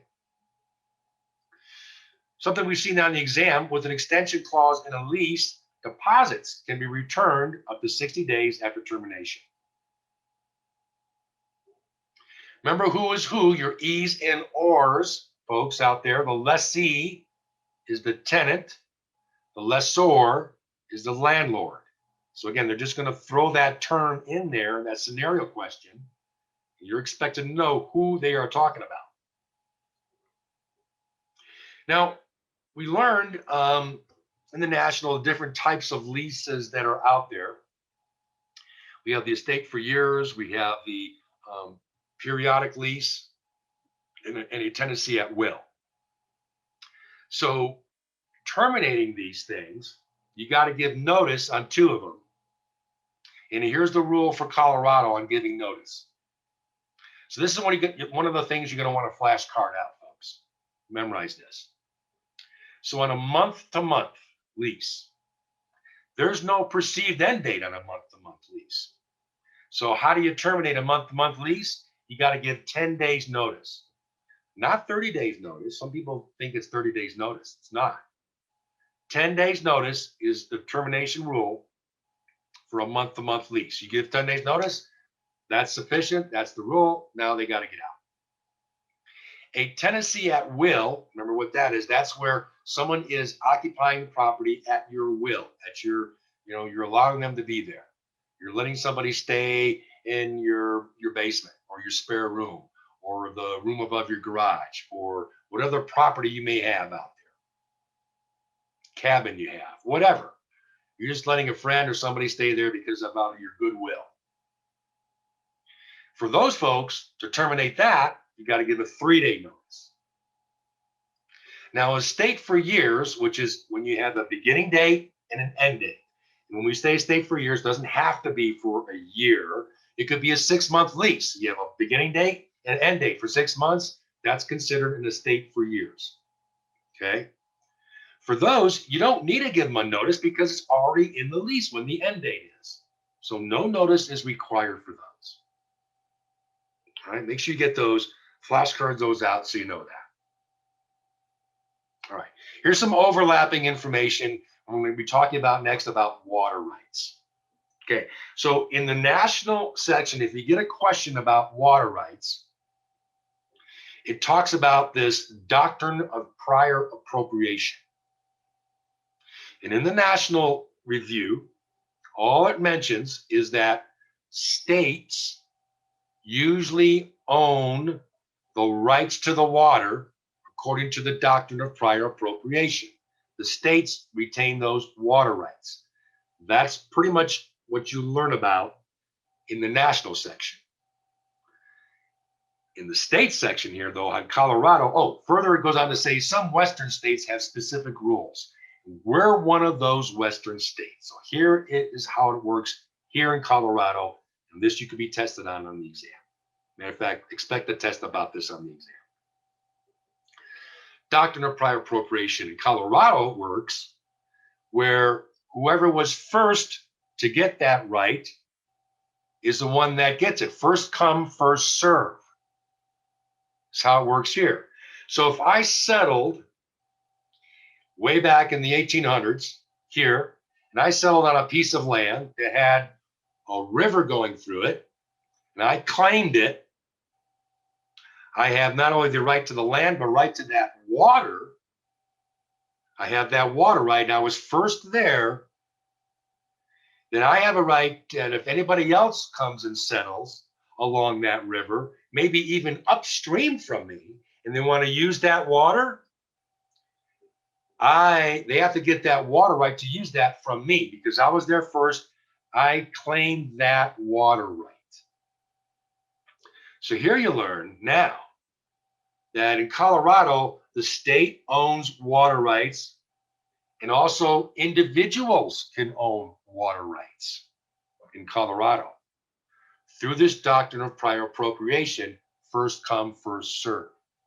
So you'll see many times, sometimes there'll be land that people will sell, but they won't sell the water right. The water right, they'll keep that. You can imagine how valuable a water right here is in Colorado. So yeah, there are families that have water rights here that first settled here that, it stays there in the family. They'll never give that up. Typically, any kind of municipality, cities, typically that's where the city or the state will own that water right. So if I'm, buying a property in Lawrence Ranch or anywhere in Colorado Springs proper, I don't get the water right. I get the tap to tap into the city water. That's different. Okay. When I'm talking about water rights, I'm talking about irrigation rights or water rights like from a river, from an aquifer. Okay. Is that making sense? So this water right is considered real property and it has its own deed. It doesn't convey or go with the property that the water right is with. Again, I've got this land. There was a river going through it. I sell the land. I keep the water right because that's a separate entity, a separate deed for that water. It's its own deed.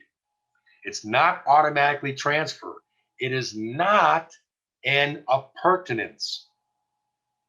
Now, if you've seen that word for the first time, an appurtenance is something that goes with the land, stays with it when it's sold. An example would be an easement, utility easement, or if you own a condo and you have a parking space in that condo, that's an appurtenance.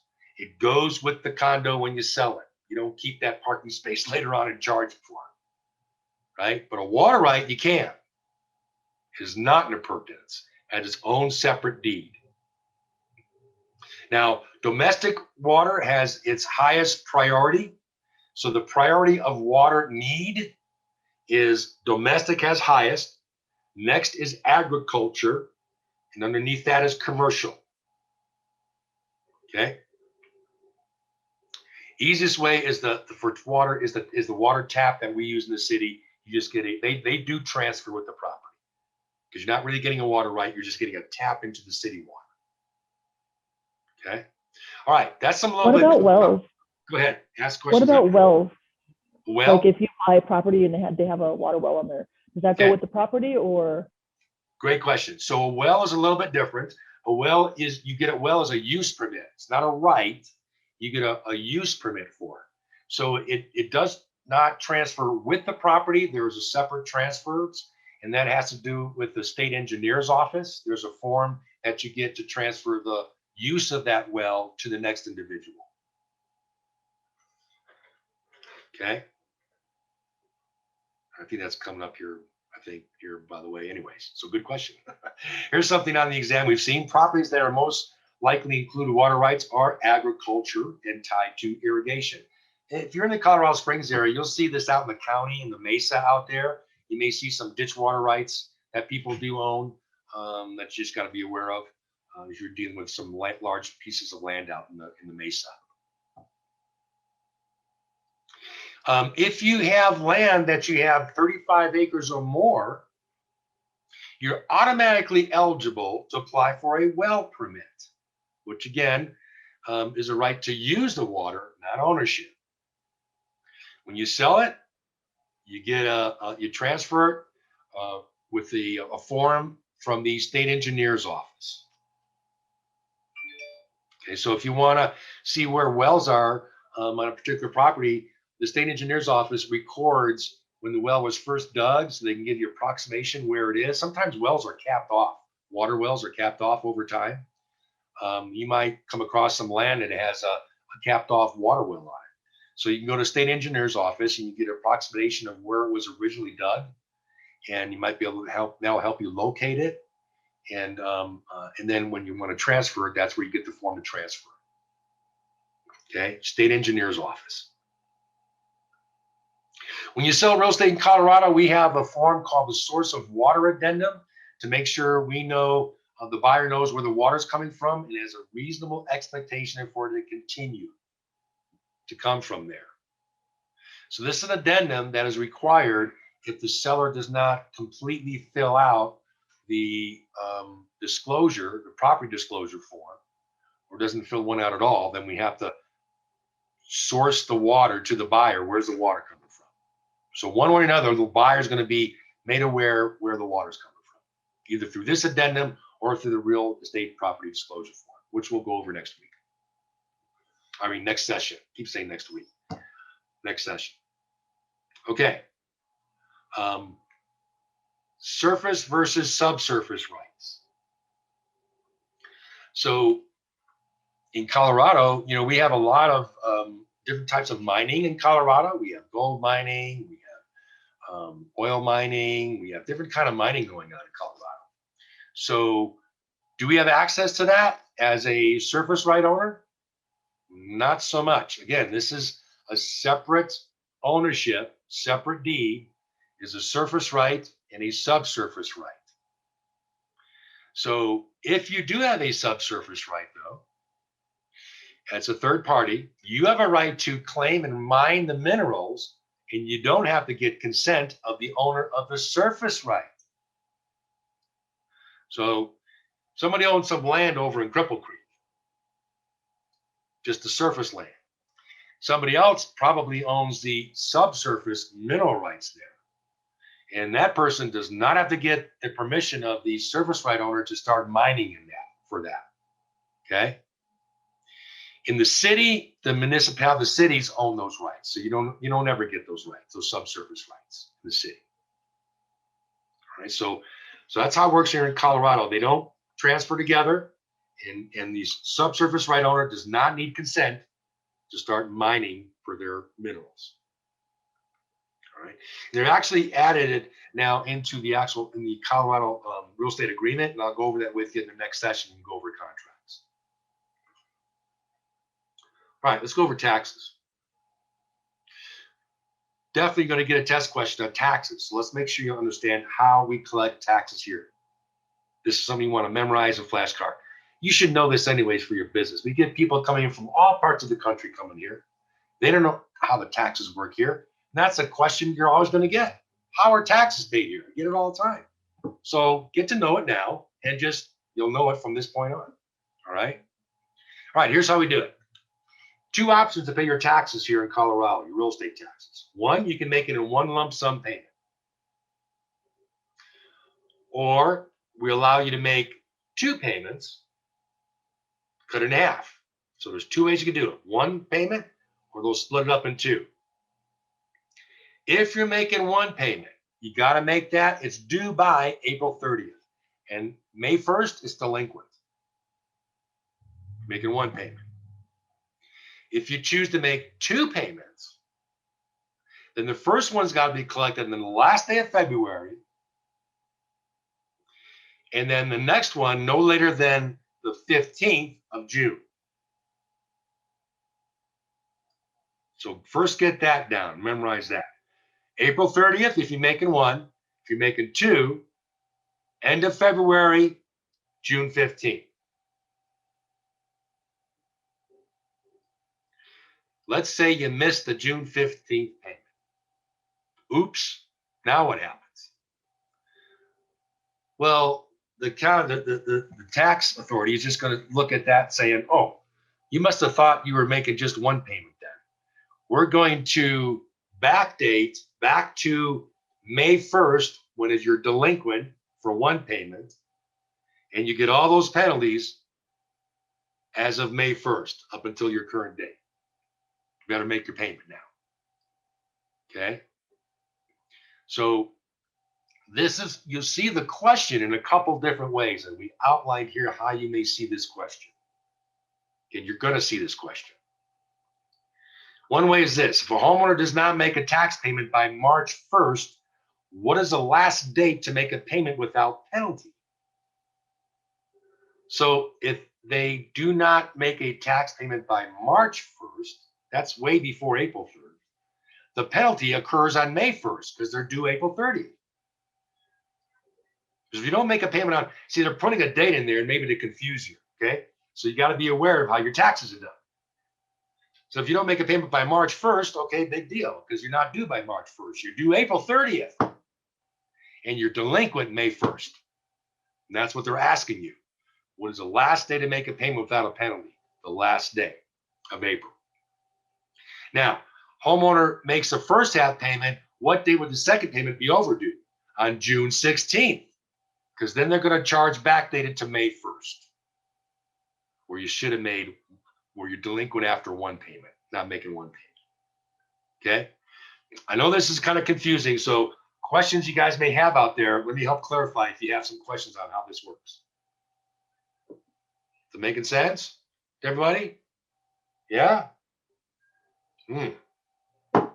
Must be getting better at explaining it, because man, I get nervous. That's a complicated thing. Okay, taxes paid for a new road will be charged to the entire community as a special assessment.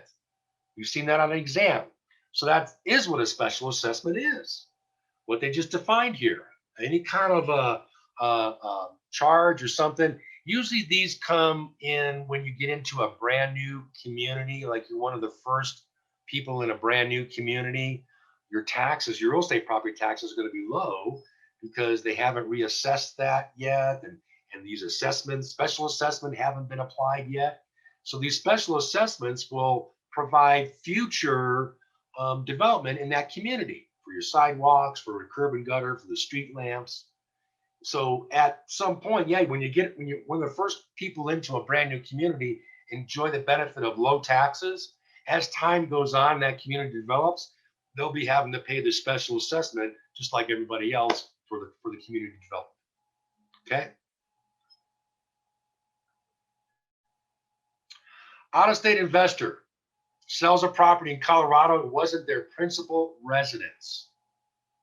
So I'm living in Texas. I own property in Colorado, and I'm selling it. If I'm selling for more than $100,000, there's going to be a 2% tax withheld from my proceeds, 2% of the selling price. And that's going to be held for taxes because I don't live in Colorado. I'm not paying Colorado taxes. See, Colorado has a state tax. If you're not living here, but you own property here, when you sell it, that's where they're going to recoup that state tax that you're not paying. They're going to collect 2%. But they're going to collect the 2% or whatever is there. If there's not enough in the proceeds to collect the whole 2% of the sales price, they'll just take whatever's left and be good with it. They're not going to come after that seller for the balance due of that 2% if there wasn't enough to cover it. So it's 2% or less. Okay. Something we see on the exam, a community will increase taxes by charging everyone the same tax rate. It has to do with an equalization factor that we learned on the national section. Now, we also have some pretty unique tax foreclosure rules. And if you don't pay your taxes, okay, which is different than other states. Some states, have you ever seen those infomercials or something that says, you can buy this beautiful, property to show this big, huge mansion with all this land and everything for pennies on the dollar? Ever seen one of those? How do they do that, right? The way they do that is they're promoting tax sales. Some states, you can acquire property that way for pennies on the dollar if the people don't pay their taxes. And that is a system that investors do. I think Kansas does it that way. So people can pick up properties there by delinquent taxes pretty easily. In Colorado, you could do that too, but it's a little more difficult, and here's the reason why. So your taxes are due when you get a bill this year for your taxes. It's for the tax year preceding the year you're in. So the tax bill that comes in 2021 is for 2020 taxes. We call that paying in arrears. You pay your taxes in arrears. So, but if you don't pay that bill, now you're delinquent. So now what happens in Colorado, a tax lien certificate is issued on your delinquent tax. This certificate can be purchased by an individual. A buyer can purchase a tax lien certificate. They purchase it by paying the tax for that year. So I'm delinquent for a tax for a year. Someone went up, I got a tax lien certificate, and someone paid the tax. Now they are holding that certificate. If I don't make good on that certificate in 3 years, within 3 years is what I had to do it to cure that tax lien. If I don't cure that within 3 years, that person just acquired my property by paying my taxes. And then we could get property for pennies on the dollar. But you see where it's a little bit difficult in Colorado because I got 3 years to make that up. Most people were able to do that. When I make it up, I pay that person that has my tax lien, I pay the taxes for it, and any other penalties that I have to pay to that person who's holding that. And then now I'm good. My taxes are now current. Whoever held that certificate, they made a pretty good investment. They got their money back that they put in, plus the penalties and interest that accrued. And I'm going to tell you, it's better interest than what the bank is offering.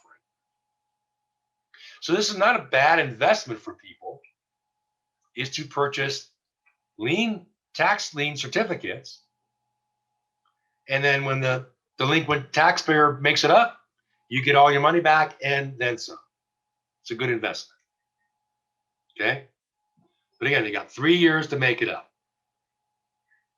Okay, is that making sense how that works? Good. All right, Colorado Fair Housing Act. So we talked about in our last session, we discussed fair housing, the protected classes. If you missed it, you can go to that video. We have it on recorded. And here this chart is showing you the comparison between the federal and what Colorado has added. So the protected classes, you got to be careful, folks out there. Study your protected classes, know the core ones for the federal.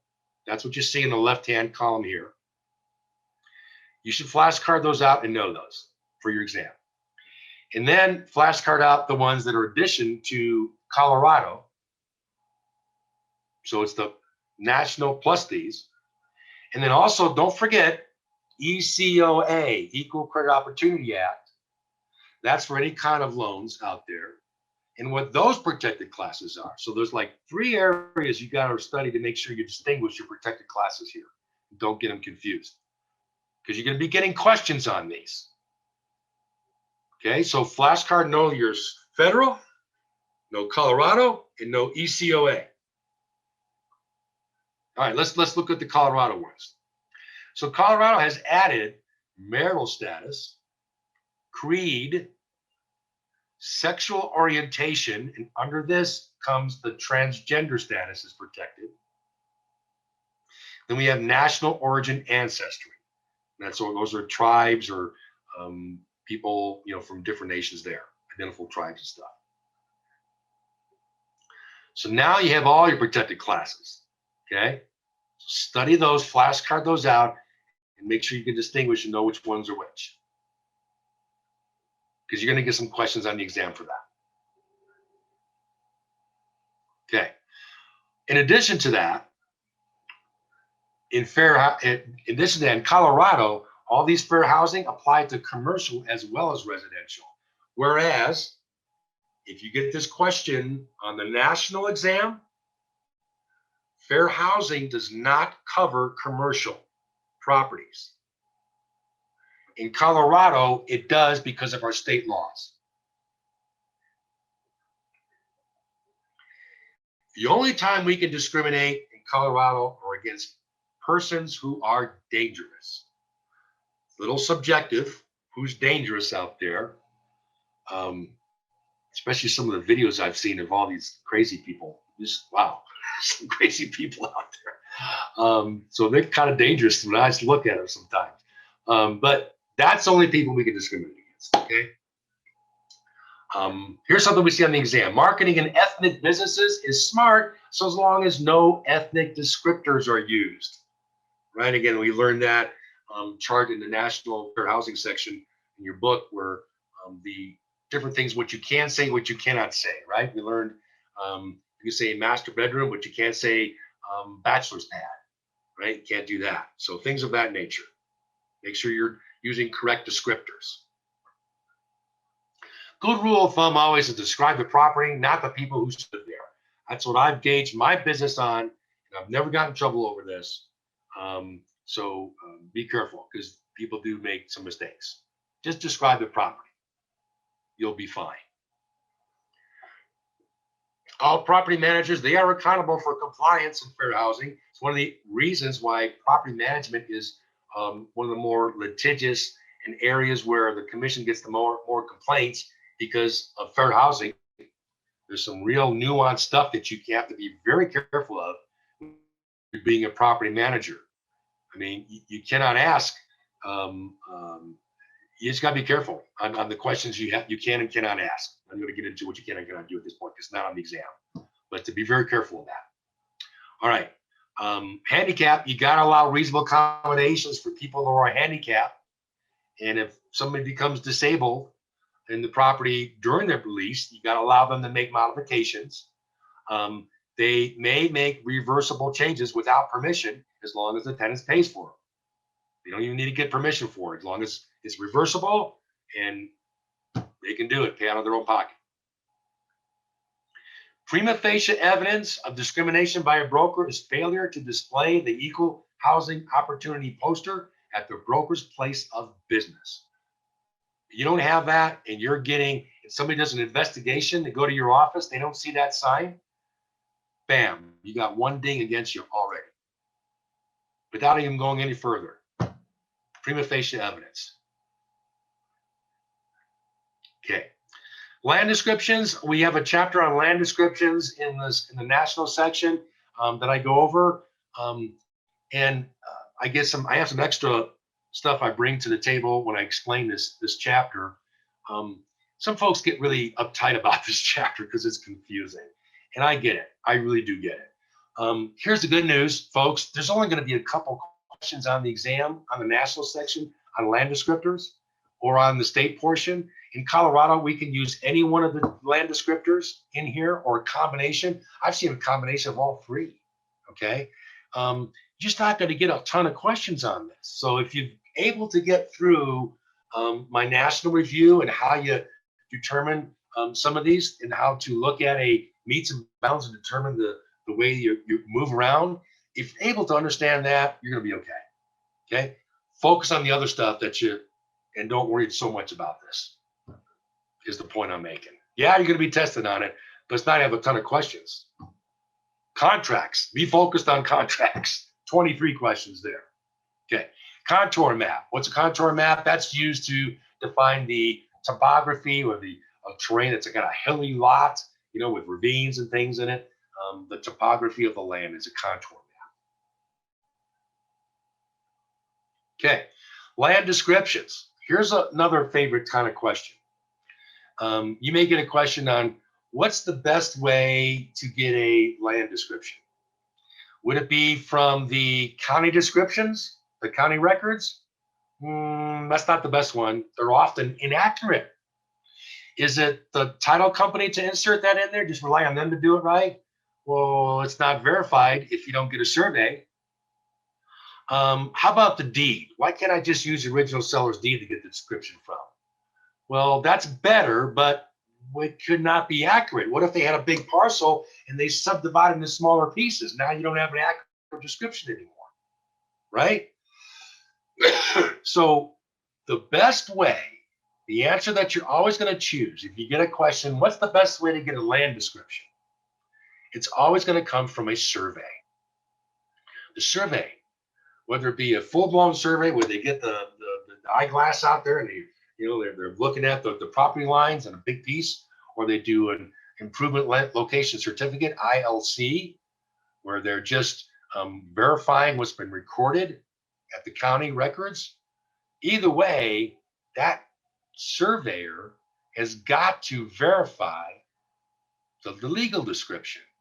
So your best way to get an accurate legal description is always going to come from a survey.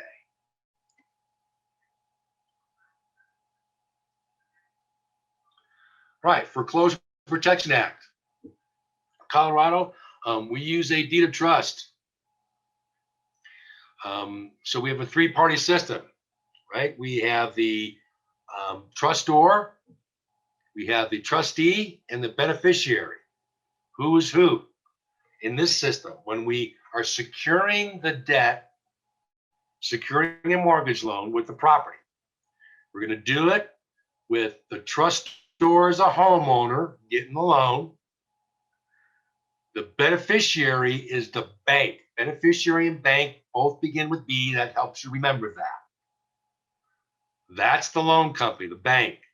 The trustee is typically the county trustee where the property resides if we're using a public trustee. On rare occasions, it could be using a private trustee, but it's the exception to the rule. Typically, they're using a county trustee that's going to be in the county where the property resides. So with that in mind, if you're in the Colorado Springs area, you're using the El Paso County trustee. If you're up in the Denver area, you could be using the Arapahoe County trustee. So it just depends.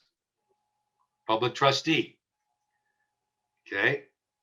And they're the ones that have the title to the property through hypothecation. We learn all this, some of these terms I'm using in the national section. I just want to bring them up so you're not forgetting them. So if you're only seeing this for the first time, don't fret. You're going to see it again because again, there's a lot of overlap. Now, if you don't make your loan payment, the reason why in Colorado we have what's called a non-judicial foreclosure. You don't have to take somebody to court to foreclose on them, typically using a public trustee, is because it's built into the deed of trust. In that deed of trust, the trustee, the county trustee, will notify the trustor, who is your homeowner, that the beneficiary said you're not making payments. The bank said you're not making payments. So therefore, we're going to start foreclosing on you. So they sent out a letter, and that letter is called a Notice of Election and Demand, NED, that they're going to initiate foreclosure. And your property will be sold on this date if you don't cure it. When was that date going to be? So for residential properties, it's going to be somewhere between 110 and 125 days. This is a known test question. For farm property, it's going to be 215 to 230 days. So know this.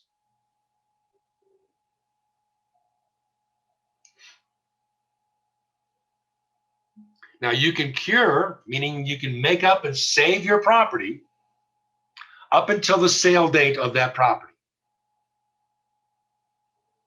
Once the sale date happens, you have no opportunity to get that property again. You don't have any kind of statutory redemption. That would be a statutory. Some states do allow that. Foreclose, and it usually happens in a lien theory state where you have a mortgage or a mortgagee. That's where it's a judicial foreclosure. So in those states, you have your sale date, and then you can read, there's like a waiting period after the sale date before the buyer can get possession, because whoever who lost the property on that foreclosure can redeem it within the redemption period after the sale date. But we don't do that here in Colorado. You can only redeem up until the sale date. You have an equitable redemption, not a statutory redemption. Okay, Carissa, you got a question? Go ahead. I apologize. This is kind of going into the last section as well. Mhm. When somebody has a tax lien from not paying their taxes, does that go into foreclosure also? Like, will that result in a sale before they get the property, or? Great question. So the taxes and the mortgage aren't always tied together. Okay. So is the person still living in the house then when you have paid the taxes on the house? Like, say I bought I paid that taxes that Yes, they were I'm still there. Right. Yeah, Okay. I'm delinquent on my taxes. You picked up that tax lien certificate. I'm still in the property until Okay. my 3 years are up, where then you can take it. Okay, and it doesn't necessarily have to have a sale for No. you to get the property. Okay. Yeah, the tax lien, when you lose a property through a tax, it's not a sale. You're acquiring it from the delinquent taxes. Okay. Okay. Whereas with a foreclosure, it's a sale, because Okay. they're trying to sell the property to cover the debt, right? That you owed on it, and hopefully there's enough to pay off that debt. So there is a sale for the property. Okay. Great Thank you. question. Yeah, good question. Thanks for that clarity. And a foreclosure is a sale by a bank. Yes. So the Yeah, bank so sells that. So you go to the bank, you get a loan, you don't make your payments, the bank forecloses on your property. Now the bank acquires your property. Now it's a bank-owned property, and the bank can go ahead and sell that property to somebody else. Okay, thanks. Okay. Yep. All right. So again, when we're using a public trustee, you don't have to go to court to do this foreclosure. It's a non-judicial foreclosure.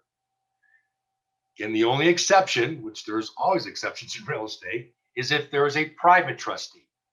So a private trustee is going to be just like a mortgage in a lien theory state. You got to go to court to get a foreclosure through a judge, and then you can initiate the foreclosure after the judge does it. That's only with a private trustee.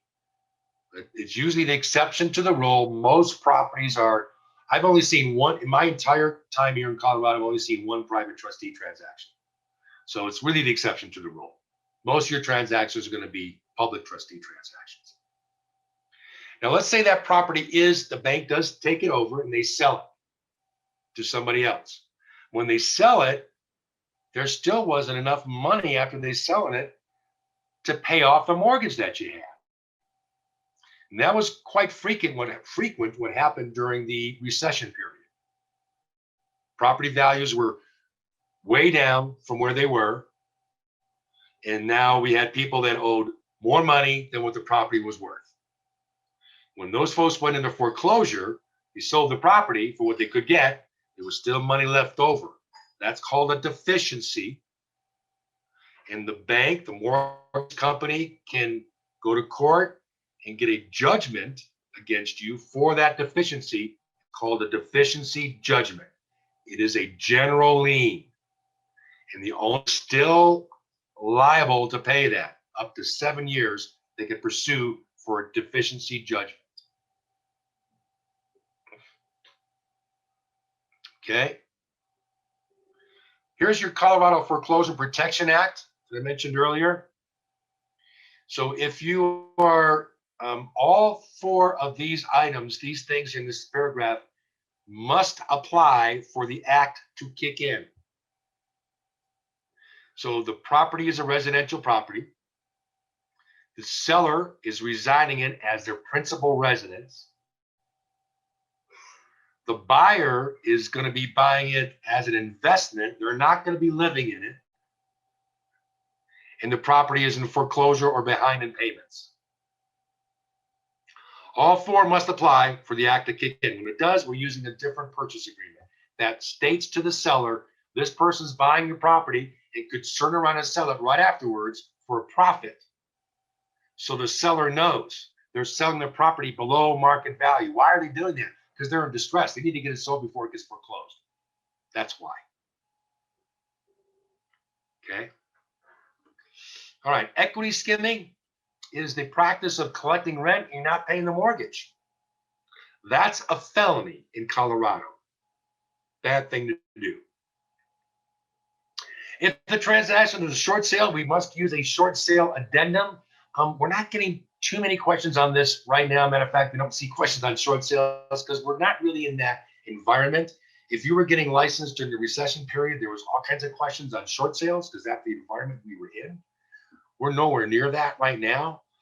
So we don't see a whole lot of questions of it. So just kind of read this through. You should take a look at the short sale addendum on the state site where all your forms are for you to review. You should take a look at that. So it's not as much legalese in that form. It's meant to be more friendly and understandable in language and the verbiage. So make sure you read that because who knows, they could throw one on there, but we haven't seen too many questions on short sales. Homestead exemption, here's another overlap for us from the national section. So under homestead exemption, this is where you can be exempt from having to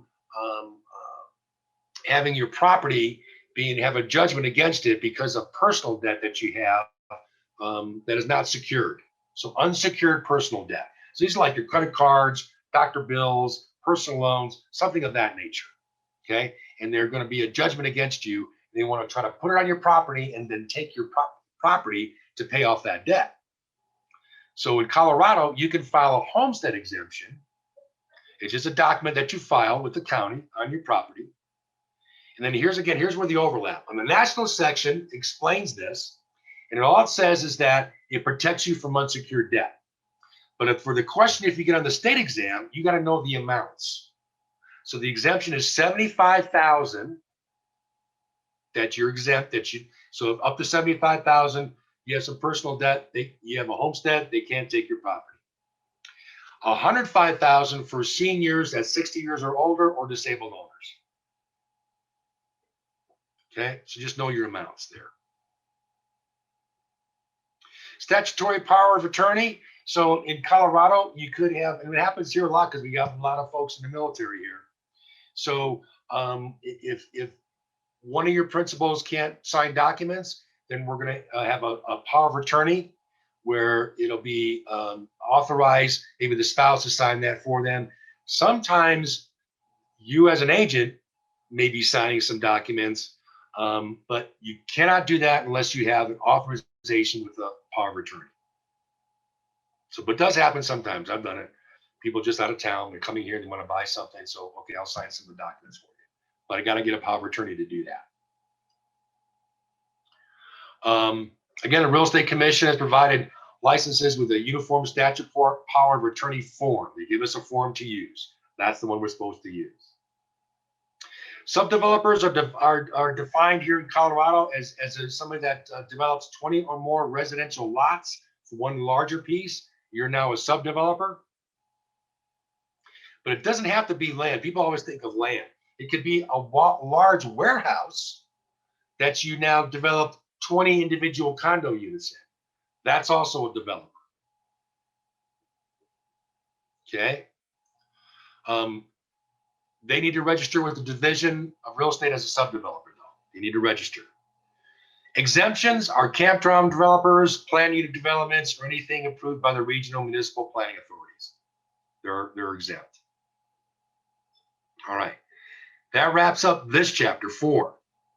Any questions you've asked? Some good questions along the way. So we're going to keep on moving forward. 5. Hopefully we can wrap up this here today. 5. I think so. I might go maybe 5 or 10 minutes over. So just preparing you. If you have to leave, it's okay because I'm being recorded. You can come back and catch it if you need to. All right. Agency. This is at brokerage relationships. So in Colorado, agency, it's a key point. Are we working for the buyer or the seller in one transaction? That's called single agency. Or we could be, in Colorado, they allow us to be something called a transaction broker to one or both parties in the same transaction. And that's when I can earn both sides of the commission. Remember, for a transaction, you got 2 sides, buyer side, seller side. And the total commission is usually split between the 2 agents. If I'm a transaction broker and I'm doing both sides, I can earn both sides of that commission that way. Colorado allows me to be a buyer's agent, seller's agent, or transaction broker. Okay, and we're going to define those here a little bit. Licensee who has no relationship with the party treats that party as a customer, but still owes honest and fair business dealings. So you'll learn here in a minute where I can, well, you learn here now. I can work with somebody and not represent them and treat them like a customer. If I'm in an open house, it's my listing. I represent the seller. Someone comes in, they want to make an offer on the property. They don't have an agent. I can be an agent of the seller, draw up that contract for that person, and treat them as a customer. They don't have an agent, therefore I can still earn both sides of the commission. Okay? But I got to give them fair and honest dealings in treating them as a customer. That's what this means here. Definitions of work relations. This is your first form you're seeing here. It is not a disclosure nor an agency agreement. It is only required if we're negotiating for exclusive relationship, if the party asks about a relationship the firm does not offer. So remember I told you, Colorado, we can act as a buyer's agent, seller's agent, or transaction broker.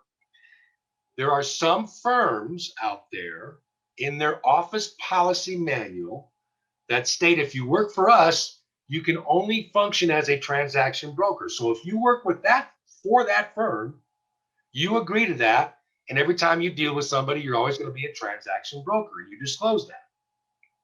So if you are working for that firm and somebody that you're working with and you disclose I'm going to be a transaction broker, they say, what? You're not going to be my agent? I thought you were going to be my agent. You don't offer seller's agent? That's when you pull this form out to correctly explain, here are the 3 different ways, and my brokerage firm only allows me to do this way. So you bring this form out. The commission doesn't want you to kind of shoot from the hip on this one. They want you to explain it correctly, and that's when you bring this form out. But it is not a disclosure of relationships. It just helps you explain when someone's asking you about one that you don't offer. Okay?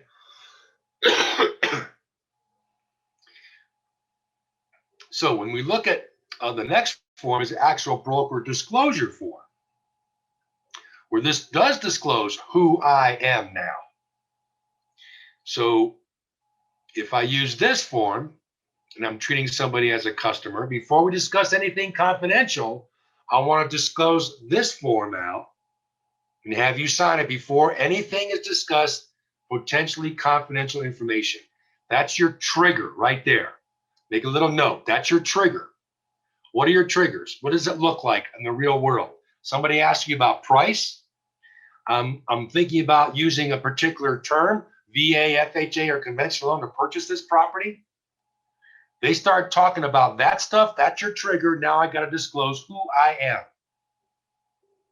If I'm in an open house, they start saying, hey, we like this house, Joe. We have a VA loan that we're approved for. Will it qualify? Will we be able to make an offer using our VA loan? Oh, before I answer that question, let me make sure you understand I do work for the seller. Here's a little form disclosing that I do work for the seller. Let's make sure the state requires me to have you sign that before we talk about personal things like purchasing the property. So go ahead, sign this, and then we can talk about it. That's how easy it is to do, folks. And that's when you should be doing it. Okay, now let's take a look at this form. It's different than the other one we were looking at because this one also has the definitions, but it has a second page where it shows we're not entering into an agreement. We're working with a particular property maybe, or something that meets certain requirements. It discloses what kind of firm I'm with. I'm in a multiple person firm or a one person firm. And then if I'm working with a customer, I check the box and I say who I am. I'm an agent or I'm a transaction broker. So this is a disclosure when we get personal confidential information to let them know who we are before we continue to discuss. Okay? Ace, you had a question on this. So do you do this every single time? Absolutely. I just said that's a requirement. Why wouldn't you? I don't know. I was just making sure. And can you be both, like a seller and a transaction broker, or can you only be one? One, you can either be one or the other. You can't be a combination of those. Okay. In one transaction, you're going to be either a seller's agent, a buyer's agent, or a transaction broker. Okay? I have a question. Yep. You could disclose in the beginning at all times, correct? So you don't have to go through that or forget. Say it again. So you could disclose every time beforehand before you have the conversation, correct? You can. It's a little awkward though. I mean, it's Well, think of it this way. Someone walks into my open house. The first thing I do is not, here's a form, let you know I work for the seller, have you sign this form before you can look at the house. It's not going to work. No one's going to come see your house. Okay. So it's awkward. It's awkward. No, you can let them. No, that's not what I'm stating. What I'm stating is you can let them know beforehand, like, because I'm pretty sure they're gonna ask you what you do, correct? I'm sorry, I didn't understand that last part. I'm saying what I'm trying to say is like verbally, like wouldn't they ask you, the consumer asks you beforehand, like, what do you do? Oh yeah, sure, absolutely. And you know what? If you are, this is again meant to be when you meet somebody, usually like during an open house scenario or someplace other than meeting in your office formally to have them hire you. That's different. Yeah, when they come into your office and they're hiring you to do a service, then this is all going to be brought up then at that time. Okay, yes, that's what I was talking about. Because I'm gonna have an office. Yep. Thank you. Yep. Okay. All right. Let's say they don't want to sign this form. You give it to them, and they don't want to sign it. They say, no, my dad told me I'm not going to sign it. I shouldn't sign anything because I'm just looking for houses now. I'm not committing to anything. I'm not signing nothing. That's okay. The commission doesn't want you to force this. You've disclosed correctly. Here's what you should do. Put their name on it. You sign it. You keep a copy, and you give them a copy.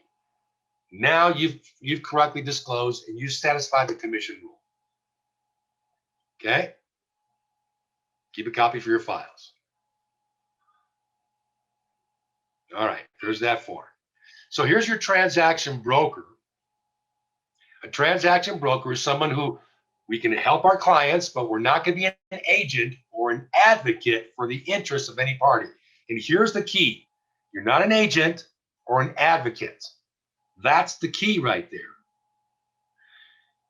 And the conversation is different when you're a transaction broker than when you are an agent working with somebody. When I'm an agent, somebody wants to make an offer, I'm going to provide a market analysis, and I'm going to say, hey, this property's been on the market for so many days. Maybe we can get more aggressive. I'll coach them and help them with that offer. Same thing on the seller side. When offers start coming in, I'm representing the seller. I'm going to help and coach them and give them advice on which offers maybe they should take. But if I'm a transaction broker, I have to be careful of what I'm saying and what my conversation looks like. I cannot be the coach anymore. I can't coach them. I can provide the information, but I cannot advocate for them anymore. So when the offers come in to the seller now as a transaction broker, here's your offers, here's your net sheets and all the offers, and here's all the different things about each offer, so you are aware of it. You decide which one's gonna be best for you. Whereas if I'm an agent, I may get some input there. Well, this one, it kind of would be better for what you're telling me your needs are. I can have that conversation. As a transaction broker, I can't do that. If I do, the other side finds out, that's a violation. Be very careful of this. Okay? It is actually our default position when we begin to engage with the public. We are acting as a transaction broker until somebody hires us as an agent. All right. And when we are working this, we don't even have a signed agreement as necessary when we're functioning as a transaction broker like that. The commission prefers us to have it in writing, but it's not required. It's the preferred way of conducting business. If you're an agent, those must be in writing. Okay. But it only is available in those situations where you could be neutral. So you would never be a transaction broker for anybody, a family member or a close friend. And some of your clients become close friends. And depending upon your personality, some agents, everybody they work with is their friend, because that's just their personality. For those folks, I would suggest you never be a transaction broker, because it's your habit of way you conduct yourself. You're going to be in trouble. You're going to coach somebody. You're going to advocate for somebody just because that's who you are. So don't ever do this. Always be an agent. Okay, if that's who you are. Because I still got to use reasonable skill and care, provide fair and honest dealings, and I got to disclose all material defects to all parties, even as a transaction broker.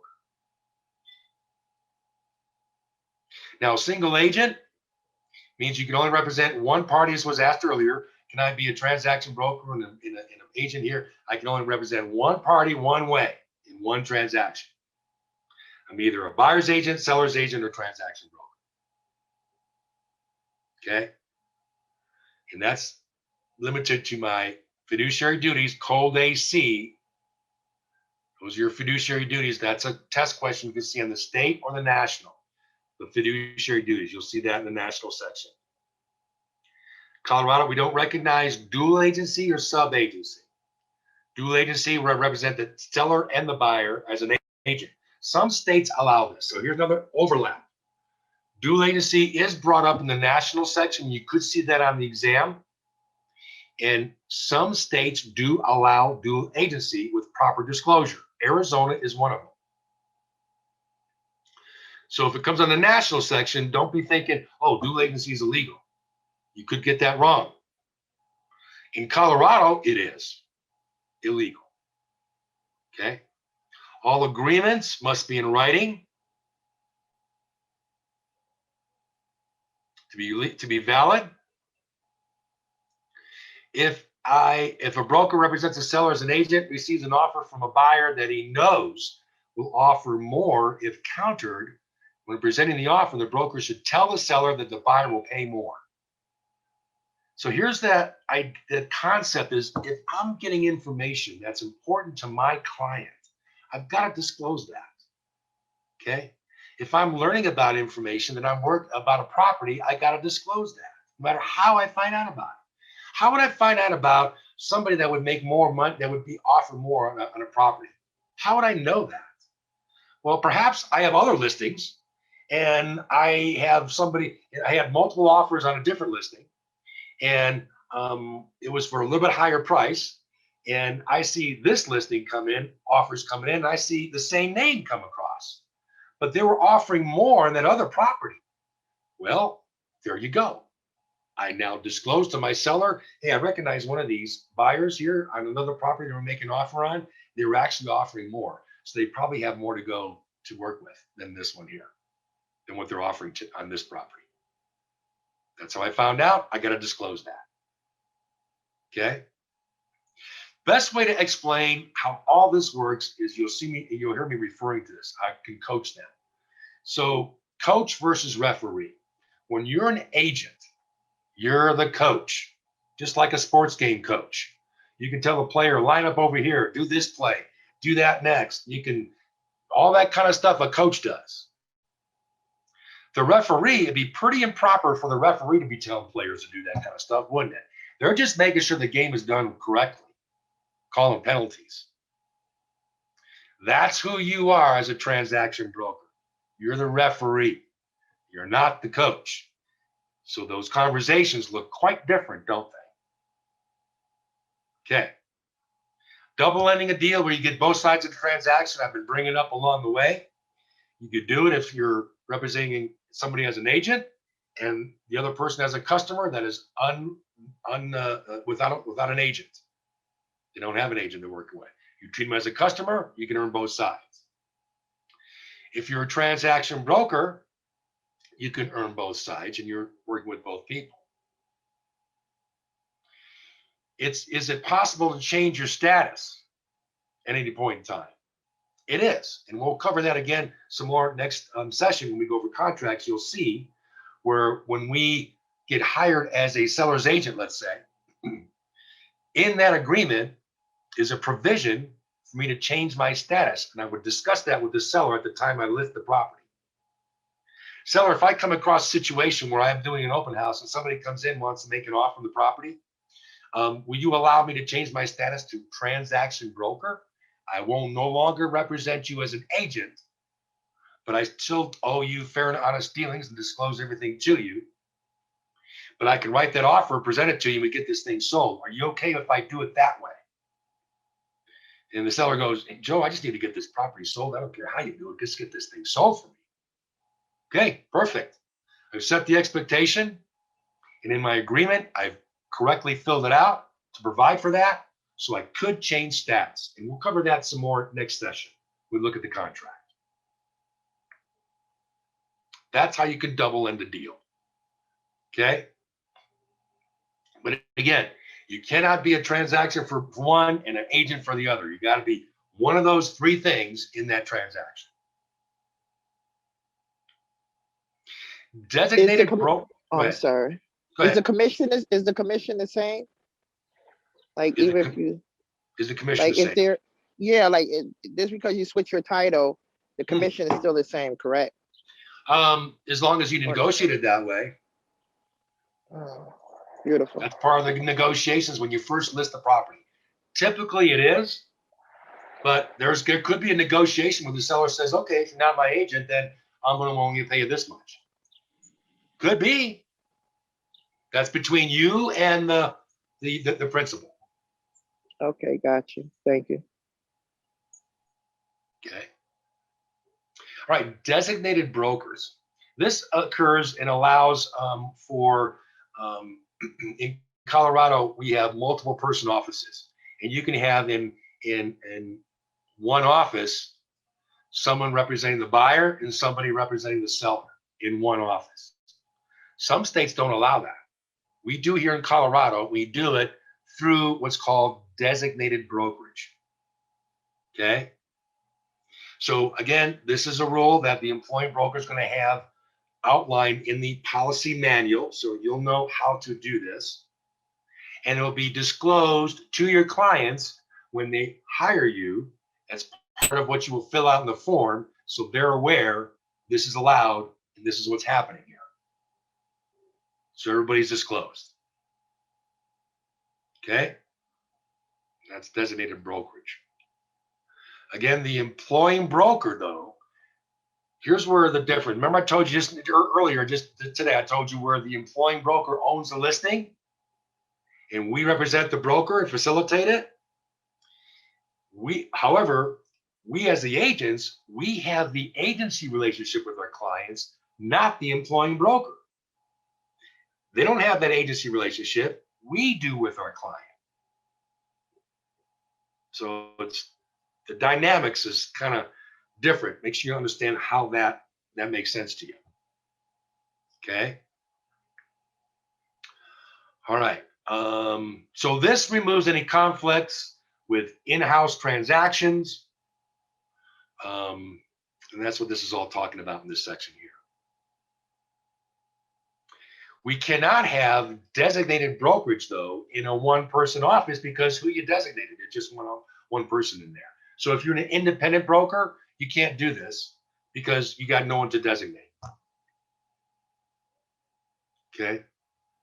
Confidential information.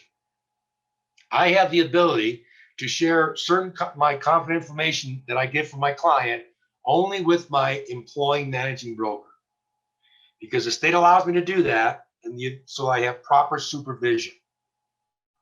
Okay, and that employing broker cannot then disclose any of that to anybody else in the office, so that stays confidential. But I'm allowed to discuss confidential things with my employing broker for proper supervision. All right. We went a little bit over, 10 minutes over, but we finished chapter 5. Anybody have any other questions on 5 or anything else we did cover? You guys have been doing great participating here today. I really appreciate that. Thanks so much. Before you go, make sure if you haven't, put your name in the chat log so we give you credit of being here. How do we do? Any other questions? Anybody comments, feedback? Crickets. I'm hearing crickets. Okay, quick question. Okay. I was gonna ask later. It's not really irrelevant. So say for instance, I don't know if you answered this question already, but say the consumer has several properties, as I stated before, and they wasn't intended to sell one. Is it against the law to convince them if the market went up, since you have that close relationship, to convince them to sell? Okay, I'm missing your point here. I'm not sure what I'm. So say I have two, say for my instance, I have like 2 properties, one in New York State, okay, but I'm not selling it, but I'm selling the one in Colorado or something like that, to that nature. Can I convince them, say if the market go up in New York State, can I convince them, the market went up, I think this is a good time to sell that property as well. Can you do that, or is that illegal? No, I don't see anything illegal about that at all. It's pretty much what we do. And you could so you could close several at one time? Close separately at one time. I'm So not. do the broker let us agents sell several houses at one time? Oh gosh, yeah. Oh, okay, that's what I wanted to know. You might, different clients might want you, so they see you very, how should I say this? They just come to you and, you have several people just come to you, but like, oh, I want you to be my agent. So you close in different properties at, around the same time. That's what I wanted to know. Do you understand me? I think so. I think so. I'm trying to grasp what because you have an important question. I'm trying to grasp it. So let me rephrase it back to you, see if I'm getting it right. So I have different people that I'm working with, that I'm an agent for different people, and I'm helping them buy and sell properties. That is the function of a real estate agent here. I can do that perfectly fine. Is that what you're talking about? No, what I'm trying to say is, so say I sell this house right here, and you advertise so people know, your background, and then they all come, different people come up to you like, oh, I need you to sell my house as well. So you got one listing up, you have several listings at one time. You could do that? Sure. Okay. Gosh, yeah. I mean, most agents carry a pipeline of several listings. Is that what you're talking about? Can I have more than one listing at one time? Correct. Yeah. How do that work if you're under one broker? Okay, so yeah, I'm under one brokerage firm. I represent, I'm only working for that firm, but I can have all kinds of sellers that I'm listing their property with. Okay. I can have 20 people I'm listing property with. I work for Keller Williams. I can have 20 people with 20 different listing agreements. Okay, good. Okay, that's what I wanted to know. Yeah, that's how we do business. Okay. You don't. Okay, yeah. So we're not working with one client at a time, and we finish, and we got to work with the next client. We're going to work with.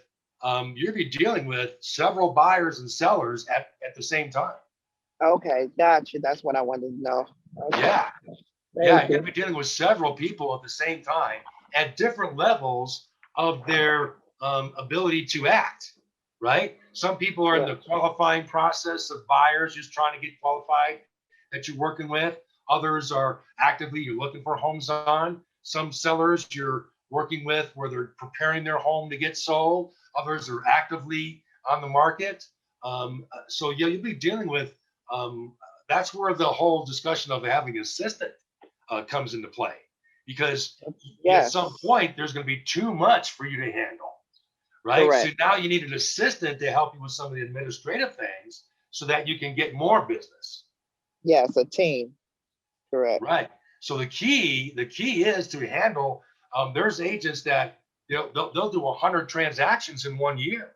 And they're not going to do that in one transaction at a time, right? They're closing several in 1 month. Okay. Beautiful. You close 10 transactions every month. You've done 120 transactions in the year. Beautiful. And you're doing real well. Absolutely. Right? Beautiful. Yeah. That's what that's about. Right? So that's where the world's an oyster for you. Open that sucker up. Take a leap. Get it going, man. Absolutely. Get it going. All right. Okay. I was a little lost on the dual agency part. Oh, dual agency? Okay. Dual agency means where I'm an agent for the seller and an agent for the buyer in the same transaction. Okay. So that's where in Colorado, that's illegal for me to do that. Some states allow, but you got to disclose to do it. An agent for the seller and an agent for the buyer?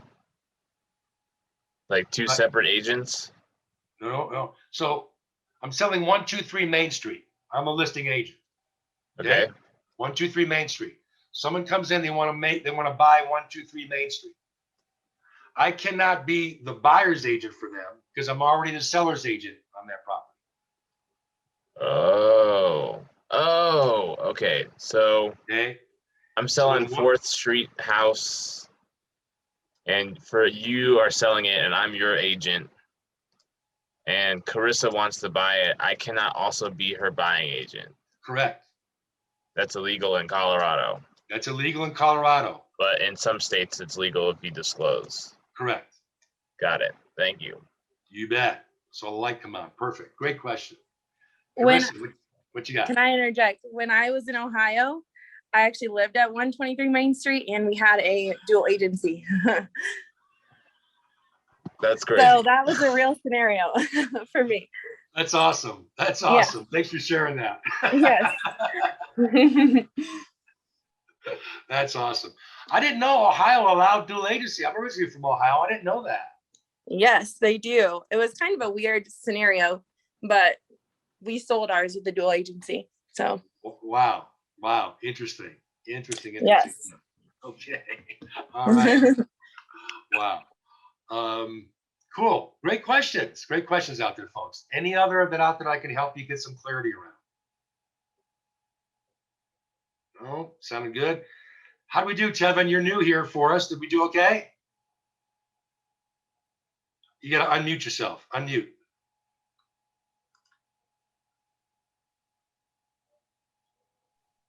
There you go. There we go. No, it was a lot, but I think I got a good hang of it. So. Okay, terrific. Well, remember, these are being all recorded, so you can always go back and review. And then we'll do the next session will be on Monday. The next one with Vince, the contracts, and I'll do it again on Tuesday. So each session is repeated one by each instructor, and then we do 2 per week. So we'll finish this all up in 4 weeks. Cool. Okay. All right. Thanks for being here, folks. Been a great crowd. Appreciate you all participating. This was a great session here. So one more. Go ahead. You said state 4 weeks for the course or the state portion? For the course, for the entire course. Okay. You'll get done. We do 2 sessions per week.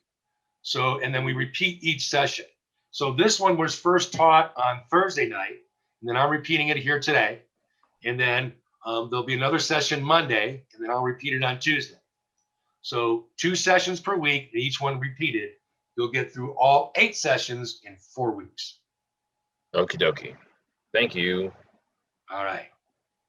All right. Thanks again, folks. Appreciate you all being here, and hope you got something out of this. Hope you all have a good rest of your day. All right. God bless everybody. You All too, right. love and light. Thank you. All right. Thank you. Bye-bye.